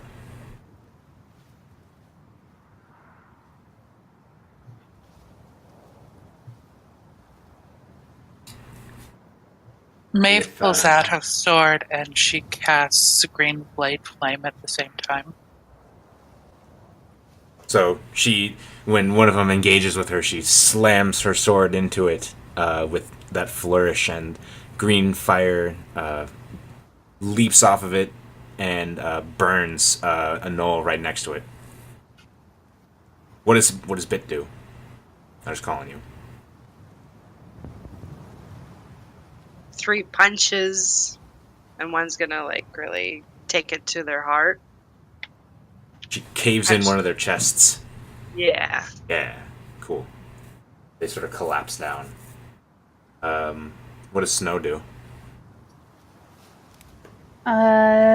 She'll probably take him out with ice and a spiritual weapon at the same time. So this, what's the spiritual weapon? Is it also a glaive? Yeah. So you are ripping this one to shreds as it attempts to sort of bite at you, and some of you get a couple of scrapes, but it's nothing too serious. Ignacio. There's like maybe 2 in front of you. Approaching quickly. What do you do? I twin cast firebolt at them. I spin around in a flourish as the hair on the top of my head stands up and flames roil up in my hands, and I fire them through their skull. Yeah, and like those smoldering holes appear, and they slump down to their knees and fall over dead. And then Chaticus. I see, again, everyone's murdering everything so close to me that the other ones are too far away for me to run to. I kind of tap Bit on the shoulder. I was like, would you mind throwing me towards those? Who'd you tap on the shoulder? Bit. I tap Bit on the shoulder. I say, would you mind throwing me towards those? I'll try. Watch. And I kind of like hold my hand under hers, and I turn into a little tiny plague rat in her hand. Oh. Then I throw. She chucks the little squeaking rat just right over them, and I come down with a booming blade on one of their heads and kind of like fall on a heap. Perfect. I got him! Perfect. When you guys sort of clean up, dust yourselves off, and you continue going, and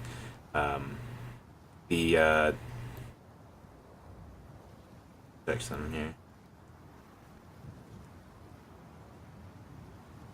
So around here, night begins to fall, and your feet feel heavy.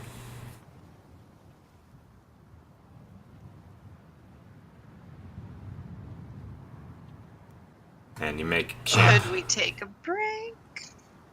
Agreed, if everyone's fine with it. It won't hurt.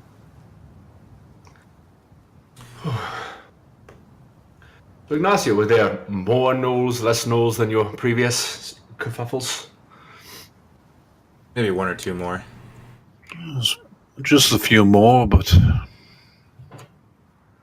you know, the good thing about furred creatures is it's easy to catch them. Well, this is certainly less than we had to deal with upwards north of Forstride when we went into that awful cavern. Oh, really? Yes, there was a creature that could spit them out, like regurgitate fully grown gnolls. Perhaps spare the details next time.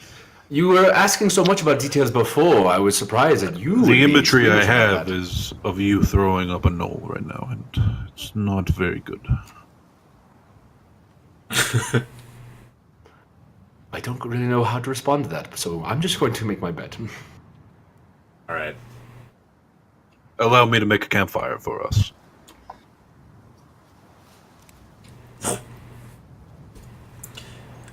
All So you guys take watch, and throughout the night, nothing comes to attack you, but in the distance you hear the sound of hyena laughter.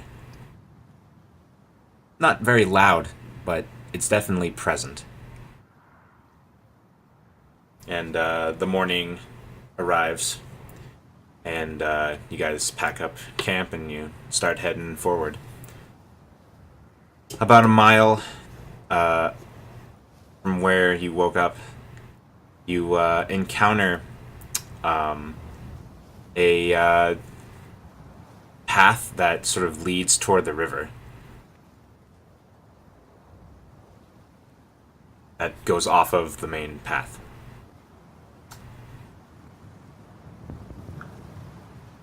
I assume it's the one that leads us to the keep. No, you're not. No, you're not there. You're definitely not there. It's only been like a mile of walking. There's another path that leads up on this road to where? Towards the river? So you players know this. This is what leads to the homestead. Right? Yeah. Yeah. Well, there's a path here leading towards the river. Perhaps we could freshen up. Did you need to? I believe we're just fine to continue. You seem fresh enough. Just offering the chance to break and have a bit of respite. I think he might be interested in Harsh. seeing you all bathe in the river. Perhaps we should continue northward. Well, I actually do need a wash. Perhaps I should get naked and go over there. Or do you want to visualize that? Still visualizing growing up north. Now do it at the same time as I'm naked in a river. Should we continue northward? You guys continue northward. That man's never gonna be able to get an erection ever again. Snow smirks. Excellent. All right. So this next day of travel is a pain in the ass because you find that you're coming up to group after group of gnolls. So give me some highlights of the coolest looking gnoll kills that you guys score over the day. There's like there's like 4 separate encounters, and you end up slaying at least 23 gnolls. So what's the coolest looking event of the day? The Snow would probably end up getting frustrated at just the sheer amount of gnolls and using flash freeze, which is basically cold call lightning. Oh yeah, there's an event, or there's like a point where she just like decimates a whole gaggle of them, and they are frozen in the spot where they stand. I'm gonna conjure a giant elk that's slightly fleshy, slightly furry, and slightly bony, and kind of just run through a horde of them. Bowling pins. And like a couple of them end up on the antlers. And the elk like shakes them off. And, What about Maeve?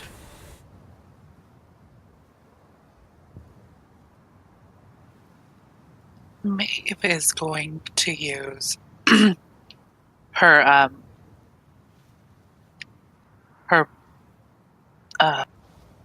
thinking here. I think I'm going to use my blinding fire with my sword. Does she ever use any of the effects that her sword has? She has not used any of the effects of her sword. So let's see. Yes, let's use some of the effects of her sword. I'm trying to remember them. I'll come back to you. Ignacio. I think probably at some point after that flash freeze, one of the gnolls or whatever is running away, and I just kind of wait and watch it run away, and just keep watching, and then fire a scorching ray because I have a range of 240, so I just pin it through both of its shoulder blades, and then the last one kind of shoots up over it and drops down through its skull. and just kind of like collapses in a smoldering heap. See that? Even my flames work in the coldest of nights. So, I got it now. All right. So, Maeve is faced with two gnolls in front of her. So she's going to use, because she is autumn right now, she's going to use her autumn attack, which she slashes the first one in half, and then she just holds her sword up to the other guy, and he needs to make a wisdom saving throw. Yeah, he fails. What happens? So he becomes transfixed on Rithalvis, and he can't take his eyes off of it and just continues to smile. So yeah, he just gets a toothy grin as he looks at the blade that's soaked with his companion's blood, and then eventually you would just cut him down. And so she waves it in front of him a couple times, and then she just whaps off his head. Yeah. What about Bit? Seeing these gnolls come towards us, she's just gonna fire off these fire bolts from her paws. The sunbolts? Yep. Yeah. These bolts of energy, just machine gunning a few of them down. Cool. So the day, lots of fighting. You guys are. You've taken a few hits here and there, but nothing too substantial. But you're definitely winded. When you get to, you're starting to close in now. You see the mountains in the distance, and you see how they sort of start to converge into this valley. And as you approach closer, and as the sun starts to set in the west, you hear. As you approach, like the sound just starts to get louder and louder until it's not deafening, but there's all of these hyena laughs. And as you look down, like this valley, the whole place is just overrun by them. Like, it looks like there's at least, overrun might be a little strong of a word, but it looks like there's at least 30 of them here. And I'm going to take you guys to the Sighing Valley map for fun. And you guys find yourselves here. At the bottom. Well, this is good. No, it most certainly is not. Well, But you do see in the distance a tower on top of a spire rock. Huh. But there is our goal, so we're making progress. it appears there's a few dogs down there. Would anyone care for some well-done meat? I would have to disagree with the conditions of no meat on my digestive tracts. I like mine medium rare. But whatever you're done with, the scraps I can utilize and help, foster some fungus in the woods. I don't know if there'll be any scraps left, friend. Well, at this point, like, it's been a day of fighting, so you're pretty low on, like, your resources. I would assume. There's 2 slots I wouldn't have used because I was waiting to show off. Ah, I see. Gotcha. So, then, proceed. Alright. I will weld up a fireball in my left hand as well as my right hand.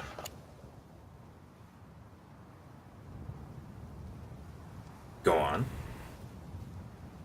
Actually, does Twin Spell work with fireball? Don't They can target multiple people. think so. All right. Well, I will fire a fireball and immediately after fire another one with Yeah. quicken. That's fine.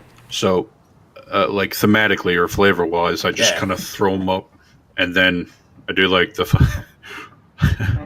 like those the Goku. Oh my god! Spirit bomb. Spirit bomb with with the How long do you fireballs. yell before they land? I don't yell. Oh, all right. He just makes the pose. And then, these two fireballs just erupt. There's, gnolls that are sort of camped over here, and you just completely immolate all of them. And the bushes there are just completely scorched, and a few flames remain as the river sort of just rushes down.